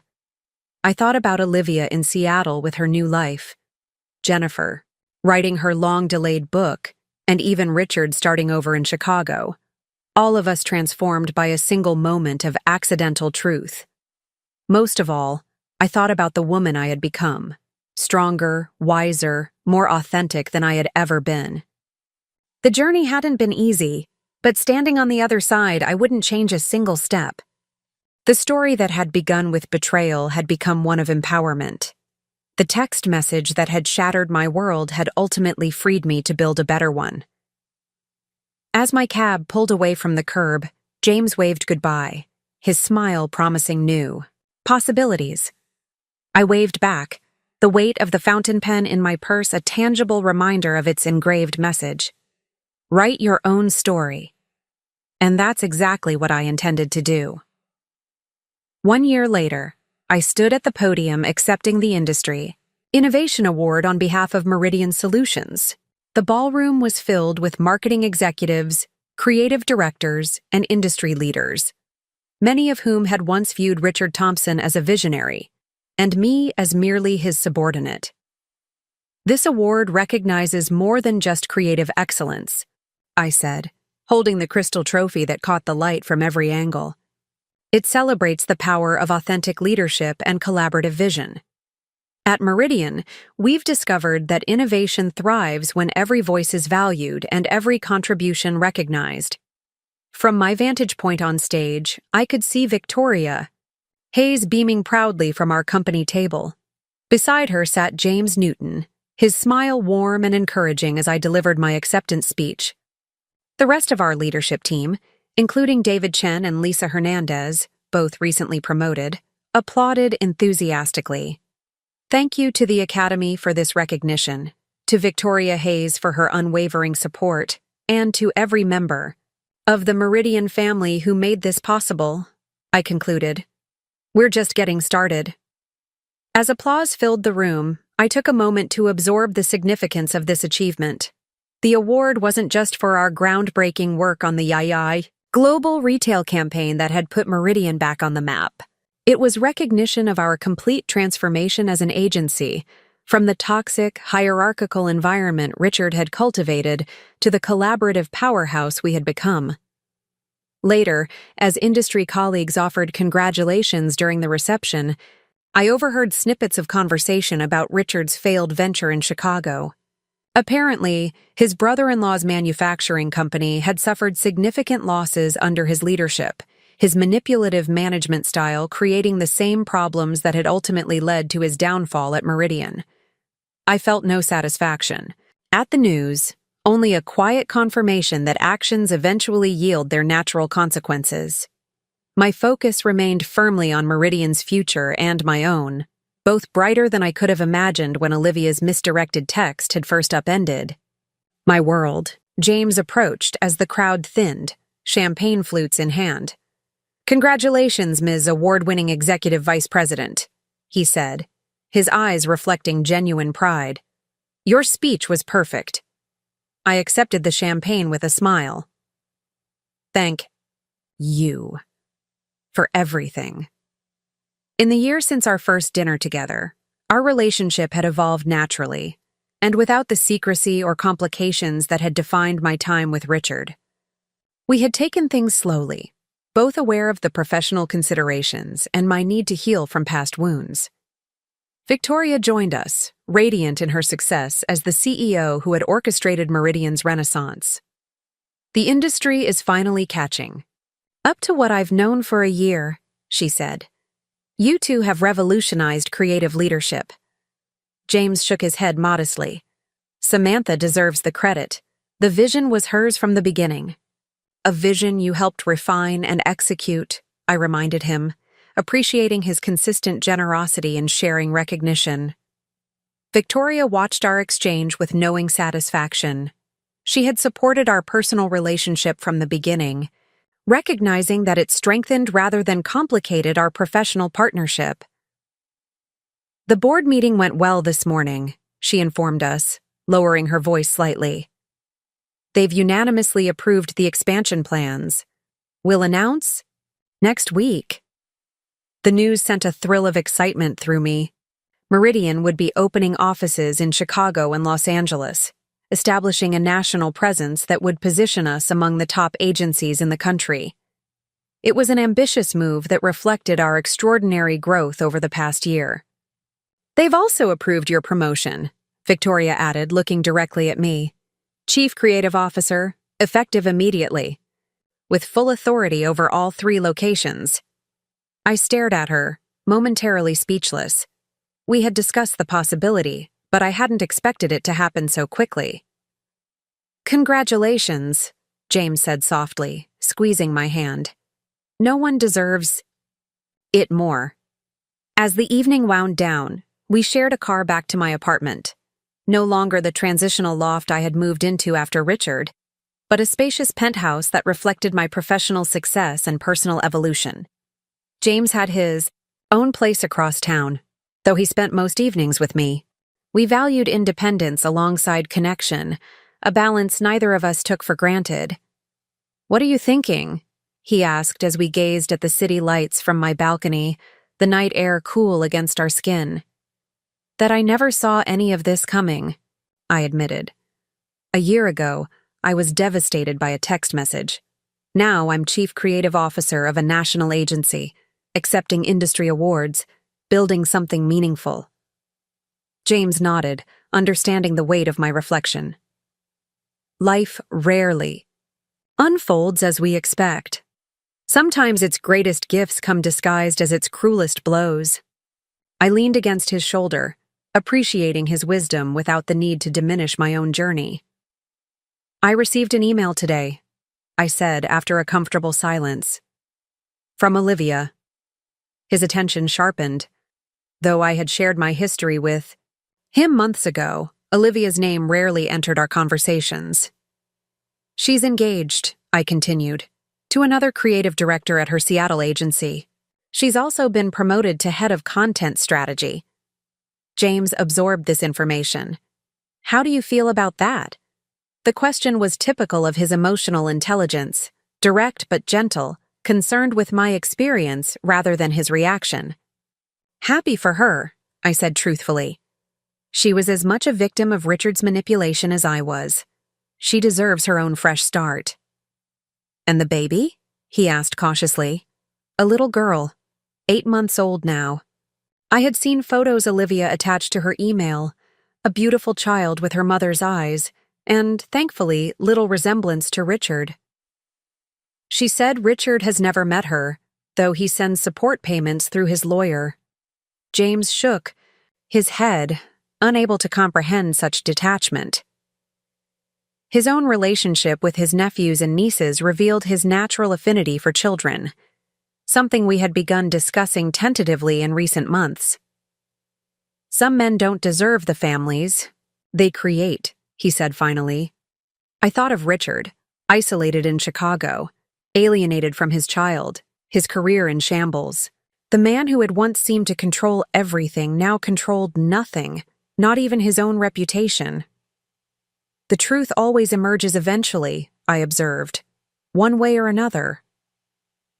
Later that night, as James slept peacefully beside me, I opened my laptop to review the expansion announcement Victoria had drafted. As Chief Creative Officer, I would need to guide the agency's creative vision across multiple locations, ensuring consistency while allowing for regional innovation. The responsibility was substantial, but after the past year, I felt more than capable of meeting it. Every challenge since Richard's departure had strengthened my leadership skills and confirmed my creative instincts. Victoria's mentorship had been invaluable, as had James's partnership and the support of our expanded leadership team. As I made notes on the announcement draft, an email notification appeared from Jennifer Thompson. Unlike Olivia, with whom I had maintained occasional contact, Jennifer had disappeared from my life after our single meeting in my office. Samantha, forgive the unexpected communication. I debated whether to reach out, but I felt you should know that my book will be published next month by HarperCollins. It's a memoir titled The Man I Never Knew, 20 Years with a Master Manipulator. While the names have been changed for legal reasons, it chronicles my marriage to Richard and the patterns of deception that defined it. The publisher's legal team has thoroughly reviewed the manuscript, and all claims are supported by evidence collected during our divorce proceedings. I want to assure you that while your existence is referenced as one of several women Richard manipulated, your name and identifying details have been omitted. My purpose isn't to expose victims, but to help others recognize and escape similar situations. If you'd prefer to review the sections that allude to you before publication, I would respect that request. The book isn't about revenge. It's about reclaiming my narrative and perhaps helping others recognize warning signs I missed. Regardless of your response, I want you to know that writing this book has been tremendously healing. I hope you've found similar peace in your journey forward. Best regards, Jennifer Thompson. I stared at the screen, absorbing the implications of Jennifer's project. A public examination of Richard's psychology and behavior, written by the woman who had known him longest. The ultimate stripping away of his carefully constructed facade. My first instinct was caution, concern about how such a book might indirectly impact my professional reputation. But as I reread Jennifer's thoughtful message, I recognized her genuine effort to be considerate while pursuing her own healing. After careful consideration, I replied, Jennifer, thank you for your courtesy in reaching out. I appreciate your discretion regarding my identity and trust your judgment in how the broader story is told. I don't feel the need to review the manuscript. My journey has taken me far beyond those chapters, and I'm focused on writing new ones. If sharing your experience helps others avoid similar pain, that seems a worthy purpose. Congratulations on your book deal. I hope it brings not only healing, but also the professional recognition your writing deserves. Wishing you continued success, Samantha Roberts, Chief Creative Officer, Meridian Solutions.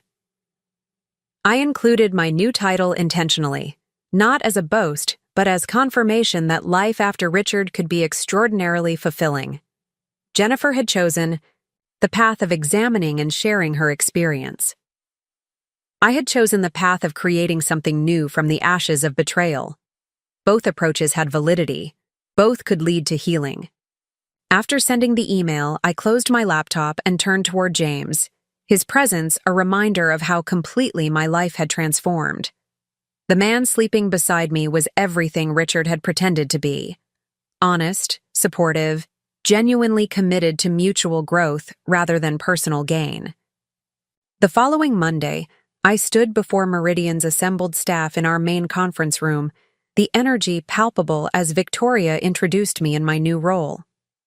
As we expand to Chicago and Los Angeles, she announced, we need leadership that embodies our core values of creativity, integrity, and collaborative excellence. Samantha Roberts has not only transformed our creative approach, but has redefined what leadership looks like at Meridian. As Chief Creative Officer, she will guide our creative vision across all locations, ensuring we maintain the distinctive approach that has fueled our extraordinary growth. The applause was genuine, the faces before me reflecting true appreciation, rather than the wary compliance that had characterized the Richard era. Even those who had initially resisted the changes I implemented had eventually recognized the benefits of our new culture. "Thank you, Victoria," I began, surveying the room filled with colleagues who had become a professional family. "When I joined Meridian 8 years ago, I could never have imagined standing here today. But that's the beauty of creative work. It constantly surprises us, challenges us, and reveals possibilities we never considered." I outlined my vision for Meridian's creative future, a bold approach that balanced innovation with strategic discipline, pushing boundaries while delivering measurable results for clients. "As we expand nationally, we'll face new challenges and opportunities," I acknowledged. "Different markets, different talents, different perspectives. Our strength will be in embracing that diversity while maintaining our core commitment to authentic creativity and collaborative excellence." After the announcement, David caught up with me in the hallway, his expression a mix of pride and nostalgia. "Remember when you first came to me with that folder of evidence about Richard?" he asked. "Who would have thought we'd end up here?" I smiled at the memory of those uncertain days, the risk we had taken together, the trust we had built in the process. "You believed in me when it mattered most," I reminded him. "I won't forget that." "I just recognized the truth when I saw it," he said simply. "Speaking of which, have you told James about Chicago yet?" The question referenced our most recent private conversation about the possibility of James relocating temporarily to launch our Chicago office. His background in digital innovation made him the ideal candidate to establish Meridian's presence in the competitive Midwest market. "Not yet," I admitted. "We're discussing it tonight." David nodded, understanding the personal implications. "Long distance is tough, but if anyone can make it work, it's you two." That evening, James and I sat at our favorite restaurant, celebrating my promotion while addressing the practical challenges it presented. The Chicago expansion created a professional opportunity for him, but potential complications for us. 3 months on site would be the minimum, I explained, outlining the timeline Victoria and I had discussed. After that, we could reevaluate based on how the office is developing. James considered this thoughtfully, without immediate resistance or acceptance. "I'd want to come back at least every other weekend," he said finally. "And you would visit Chicago when your schedule allows?" "Absolutely," I agreed, relieved by his pragmatic approach. "It's not ideal, but it's temporary. And professionally, it's an extraordinary opportunity for you to shape an office from the ground up." He reached across the table, taking my hand.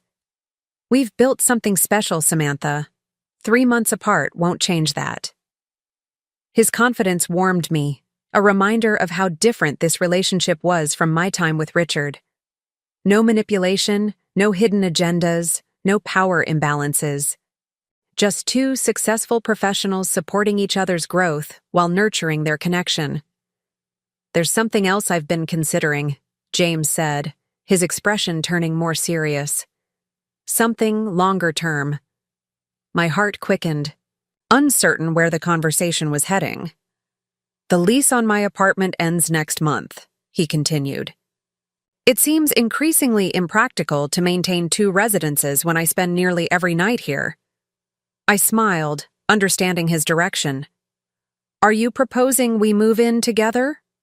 "I'm proposing we talk about it," he clarified. "It's a significant step, and I want us both to be certain." His caution reflected his respect for my past experiences, his understanding that after Richard's deceptions, I valued clarity and careful consideration in relationship milestones. "I'd like that," I said simply. "When you come back from Chicago, let's make it official." His smile illuminated his entire face. Then I have extra motivation to ensure the Chicago office succeeds quickly. As we discussed logistics, which furniture to keep, how to combine our book collections, whether his home office setup would fit in my spare room, I marveled at the ordinary miracle of planning a future with someone trustworthy. After years of secret meetings and compartmentalized existence with Richard, the transparency of this relationship felt like a luxury. The following week brought Jennifer Thompson's book announcement, generating significant industry buzz. The publisher's press release described it as an insider's account of deception and manipulation at the highest levels of the marketing world, with early reviews praising its unflinching examination of psychological control in professional and personal relationships. Victoria called me into her office the morning the news broke, her expression concerned. "Have you seen this?" she asked, turning her computer screen to show the announcement. "Jennifer contacted me last week," I assured her. "She's been discreet about my involvement and changed names throughout. Meridian isn't mentioned at all." Victoria nodded, relieved but still cautious. "It's bound to create speculation, especially given Richard's prominence in the industry before his downfall. Are you prepared for that?" The question reflected her consistent concern for my well-being alongside her responsibility as CEO. "I am," I said confidently. "Anyone who matters already knows the essential truth. The details are irrelevant now." She studied me for a moment, satisfaction evident in her expression. "You've come extraordinary distance, Samantha. From the woman who brought me that evidence folder to the leader sitting before me now, it's been remarkable to witness." "I had excellent guidance," I acknowledged, grateful for her mentorship through the turbulent transition. "You had inner strength," she corrected. "I just provided opportunities for it to emerge." Later that day, as I reviewed creative briefs for the Chicago office launch, my assistant informed me of an unexpected visitor. "A Ms. Parker is asking to see you," she said, clearly uncertain about the protocol. "She doesn't have an appointment, but she says it's important. Olivia Parker, here in Boston, at Meridian's offices." The surprise momentarily left me speechless. "She has a baby with her," my assistant added when I didn't immediately respond. The additional detail decided me. "Please show her in," I said, quickly clearing my desk of confidential materials. Moments later, Olivia entered, looking both nervous and determined. In her arms was a beautiful little girl with wide, curious eyes and delicate features. The child Richard had never met, the innocent result of his calculated deception. "Samantha," Olivia said, her voice steady despite her evident discomfort. "Thank you for seeing me. I should have called first, but I wasn't sure you'd agree." I gestured to the visitor chairs. "Please sit. This is unexpected but not unwelcome." She settled into a chair, adjusting her daughter on her lap. The child stared at me with solemn interest, clutching a small stuffed elephant. "This is Emma," Olivia said, smoothing the baby's dark curls. "Emma, this is Mommy's friend Samantha." Friend. The term seemed both inadequate and overly familiar for our complicated connection, yet I appreciated the gesture toward normalcy. "She's beautiful," I said truthfully. Olivia nodded, maternal pride momentarily overriding her nervousness. "She's the best thing that came from everything." The unspoken reference to Richard hung between us, neither of us willing to invoke his name directly. "I'm in Boston for my fiancé's industry conference," Olivia explained. "When I realized how close we were to Meridian, I felt I should see you in person, to thank you." The statement caught me off guard. "Thank me? For what?" "For not hating me," she said simply. "For recognizing that I was as deceived as you were. For your email when I told you about my engagement. Most women wouldn't have been so gracious." I considered her words, recognizing the courage it had taken to come here, to face me directly with her child, Richard's child, in her arms. Hatred. Requires energy I'd rather invest elsewhere, I said finally. We were both manipulated by someone skilled at creating illusions.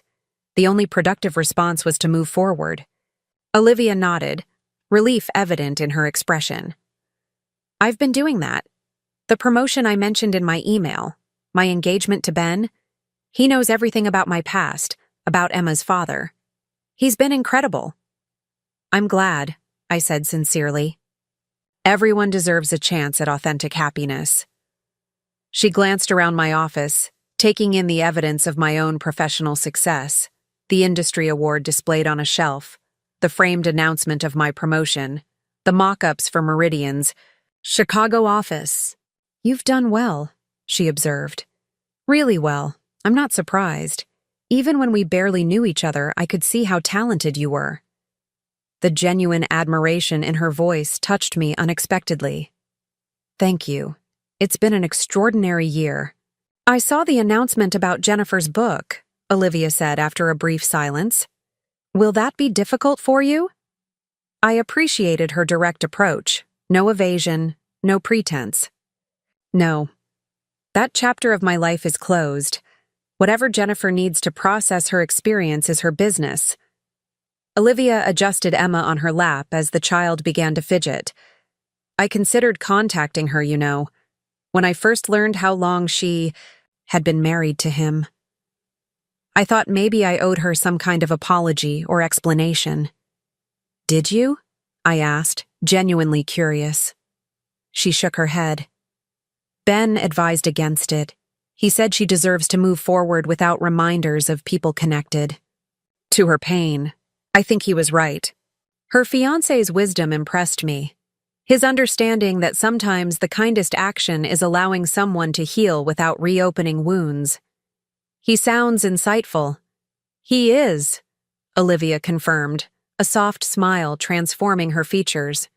After experiencing manipulation disguised as affection, genuine love feels almost disorienting at first, like waiting for the other shoe to drop. The observation resonated deeply with my own experience in the early days with James. I understand. Completely. Our eyes met in mutual recognition. Two women who had traveled similar paths from deception to authenticity, from manipulation to genuine connection. Emma chose that moment to drop her stuffed elephant, breaking the emotional weight of our exchange.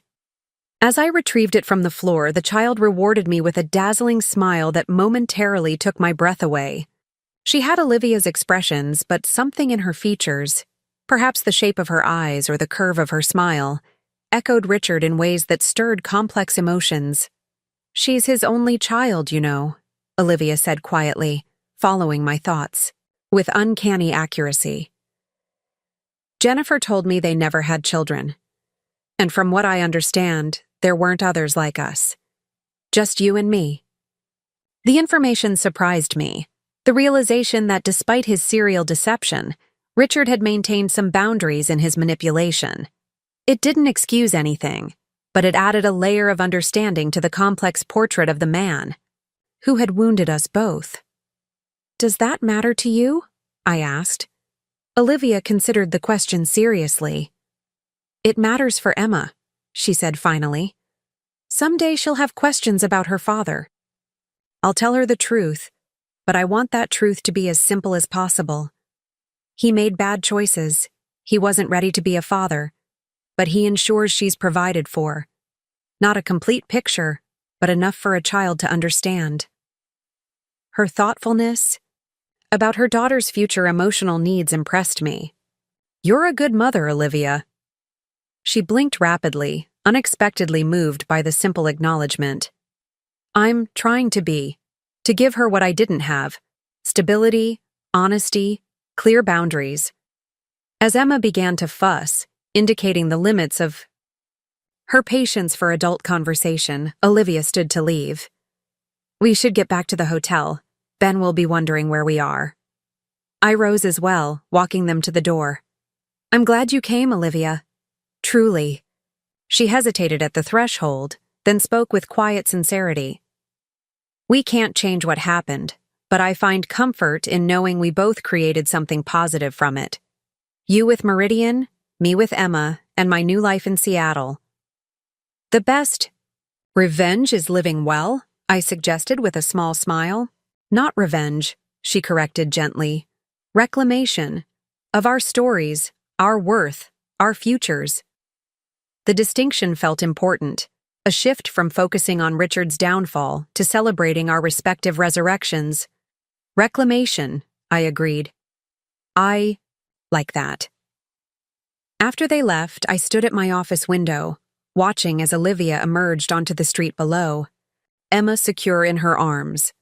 Their visit had unexpectedly provided another kind of closure, not through confrontation or blame, but through mutual recognition of shared experience and divergent healing paths.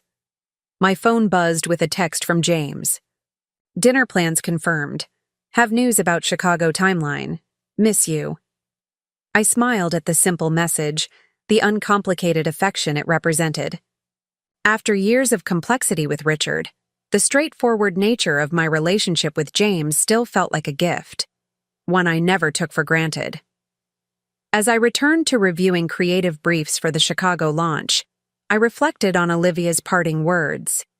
Reclamation, not revenge. The phrase captured perfectly what the past year had been about. Not defining myself in opposition to Richard's betrayal, but reclaiming my narrative on my own terms. Chief Creative Officer, respected industry leader, woman who had transformed, professional catastrophe into unprecedented success, partner in a relationship built on mutual respect and genuine affection. These were the identities I had reclaimed and created, far more significant than Richard Thompson's former girlfriend, or woman who exposed corporate espionage.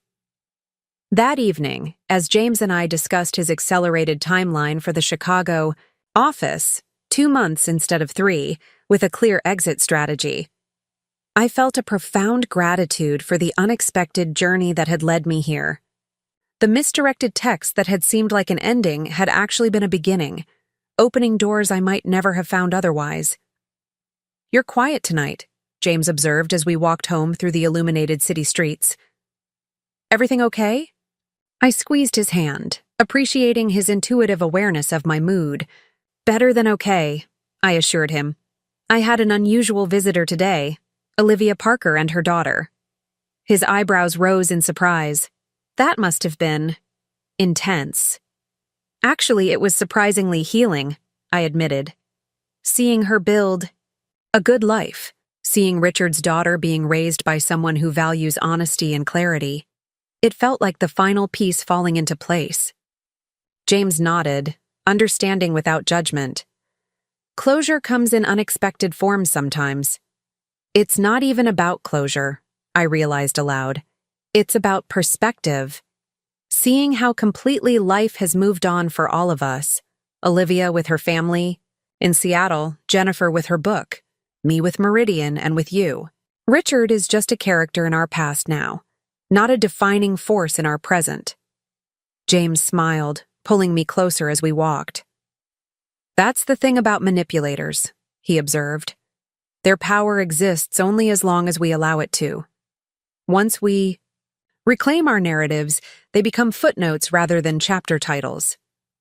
His insight resonated with what Olivia had said about reclamation. Exactly. As we reached my building, soon to be our building, James paused, turning to face me under the soft glow of the street lamp. I've been thinking, he said, his expression suddenly serious. About Chicago, about the future, about us. Something in his tone made my heart beat faster. What about us?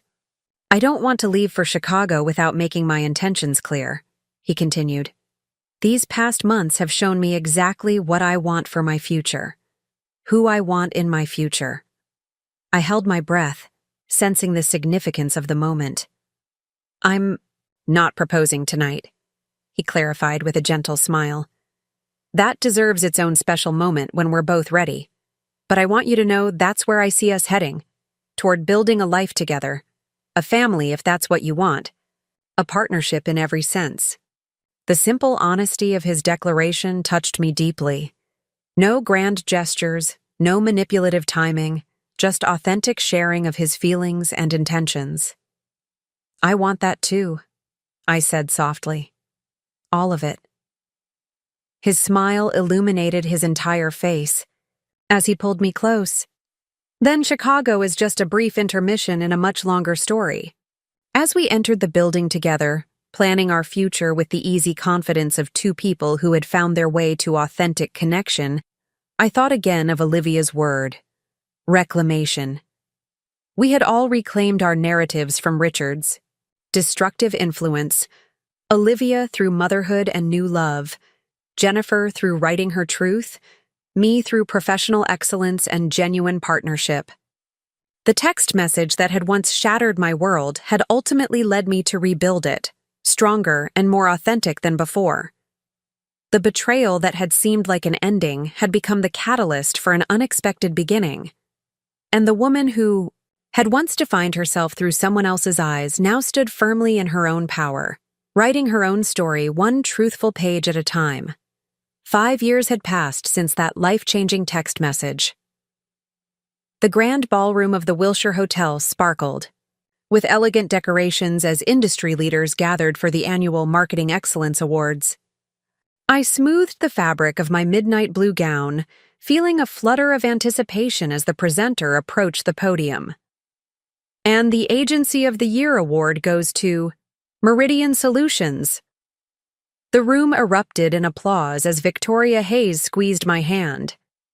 We made our way to the stage together, she as the outgoing CEO who had built Meridian's foundation, and I as her recently announced successor who would lead it into the future.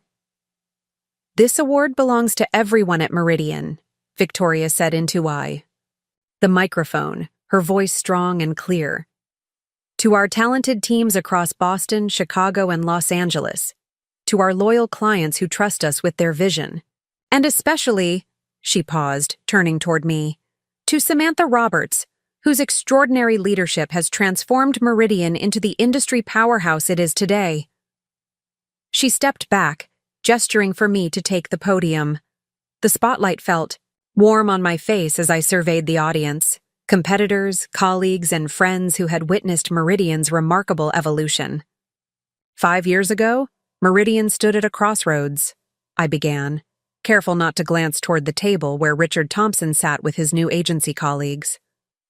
We chose a path defined by collaborative creativity, transparent client relationships, and authentic leadership. This award affirms that choice and reminds us that genuine excellence can never be built on deception or manipulation.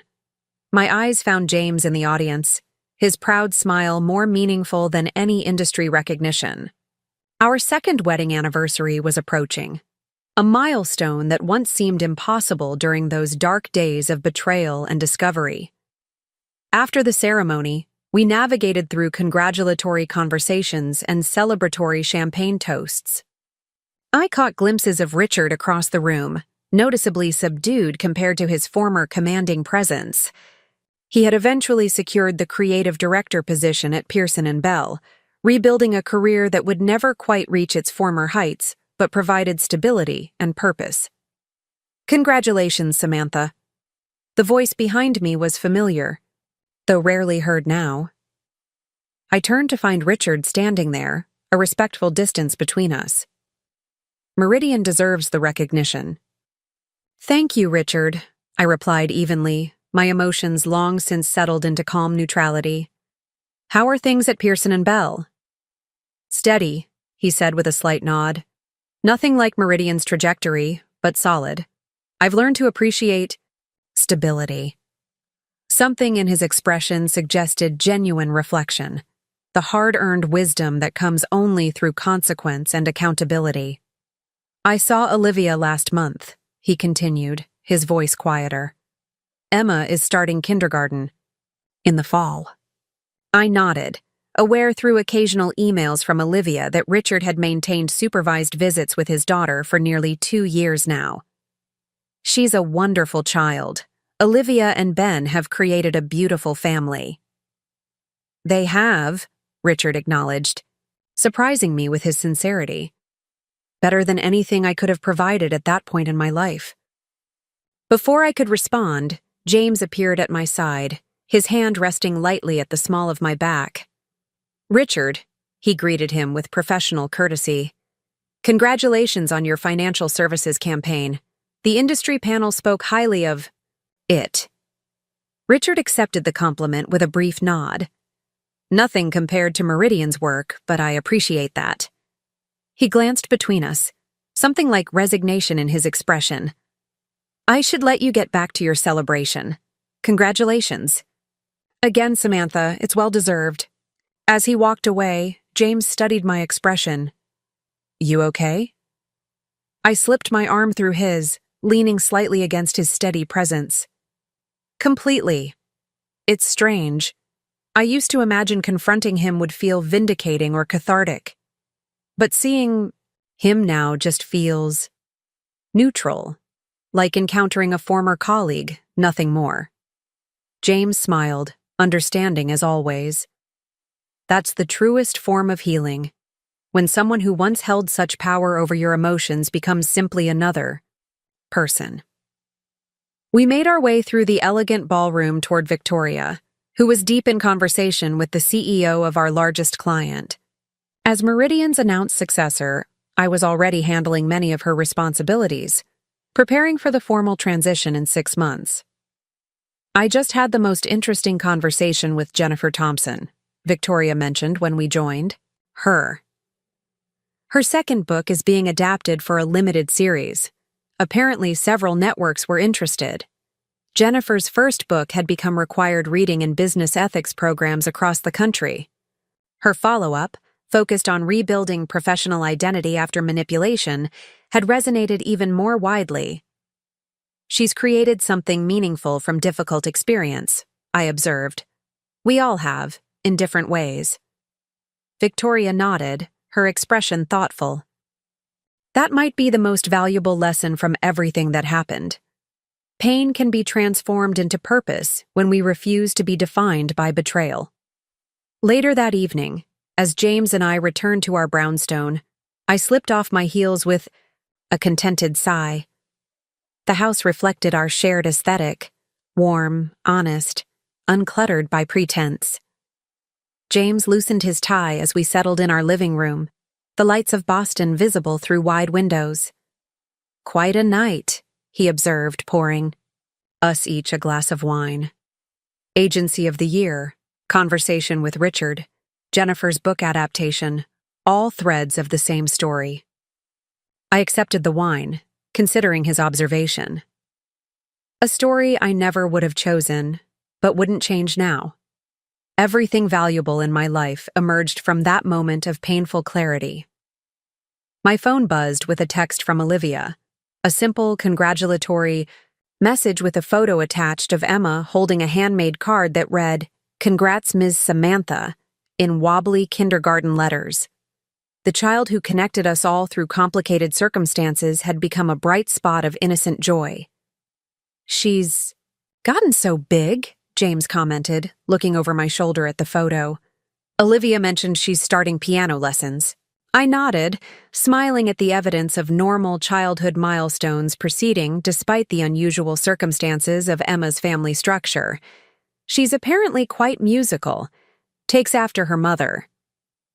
As I responded to Olivia's message, I reflected on the unlikely friendship that had developed between us. Two women connected by betrayal who had refused to let that connection remain negative. We spoke occasionally, exchanged holiday cards, and maintained a gentle awareness of each other's lives without dwelling on the past that had linked us. "Victoria seemed pleased with how you handled the acquisition questions at the press conference," James noted, changing the subject to professional matters. "The media has been speculating about Meridian's expansion plans since the award was announced." I set down my phone, turning my attention to the future rather than the past. "The Frankfurt office is our priority for next year. The European market is ready for Meridian's approach, and we've already identified potential leadership." James nodded approval. "The London team has laid excellent groundwork. Their collaborative model mirrors what we've built here. We discussed business strategy late into the evening, the natural conversation of partners who respected each other's professional expertise while nurturing their personal connection. No power struggles, no hidden agendas, no manipulation disguised as support. The next morning, I woke early and slipped out of bed without disturbing James. Our home office overlooked the garden, now blooming with spring flowers we had planted, together. I opened my laptop to review notes for Monday's executive meeting, my first as announced CEO-elect. An email notification appeared from an unfamiliar address, the subject line catching my attention. Thank you, R. Thompson. I hesitated briefly before opening it. Samantha, seeing you accept that award last night, I was struck by the stark contrast between your path and mine over these past 5 years. You've achieved everything I once pursued through manipulation and deception, while I'm slowly rebuilding a career that will never reach those heights. This isn't written in search of sympathy or forgiveness. Rather, it's an acknowledgement of truth that's taken me years to fully accept. My methods failed not just ethically, but practically. Your approach, building through integrity rather than exploitation, proved exponentially more effective. Jennifer's books exposed patterns I couldn't recognize in myself until consequences forced that recognition. Olivia's boundaries taught me that genuine connection requires respect rather than control. Your success demonstrated that manipulation ultimately undermines the very goals it seeks to achieve. These are lessons I wish I'd learned differently. Emma deserved a father capable of authentic love from the beginning. Jennifer deserved a husband who valued partnership over possession. You deserved a colleague and partner who recognized your talents rather than exploiting them. I can't undo those failings, but I can acknowledge them honestly. The text message that exposed my deception ultimately freed all of us. You toward unprecedented success, Jennifer toward meaningful advocacy, Olivia toward authentic family, and me toward painful but necessary self-confrontation. Congratulations on all you've built at Meridian. It was always capable of greatness, but needed leadership defined by truth rather than manipulation to achieve it. Richard, I sat with the email for several moments, absorbing its unexpected honesty. There was no request for response, no subtle manipulation, just an acknowledgement of reality that suggested genuine, if belated, self-awareness. James found me still at my desk, contemplative but not disturbed. "Everything okay?" he asked, placing a gentle hand on my shoulder. I showed him the email, watching as he read it carefully. "Remarkable," he observed finally. "Actual accountability, without excuses." 5 years is a long time for reflection, I noted. Losing everything he valued probably accelerated the process. James studied me with the quiet attentiveness that had been healing from the beginning of our relationship. "Will you respond?" I considered the question thoughtfully. "I don't think so. The acknowledgement itself is sufficient closure.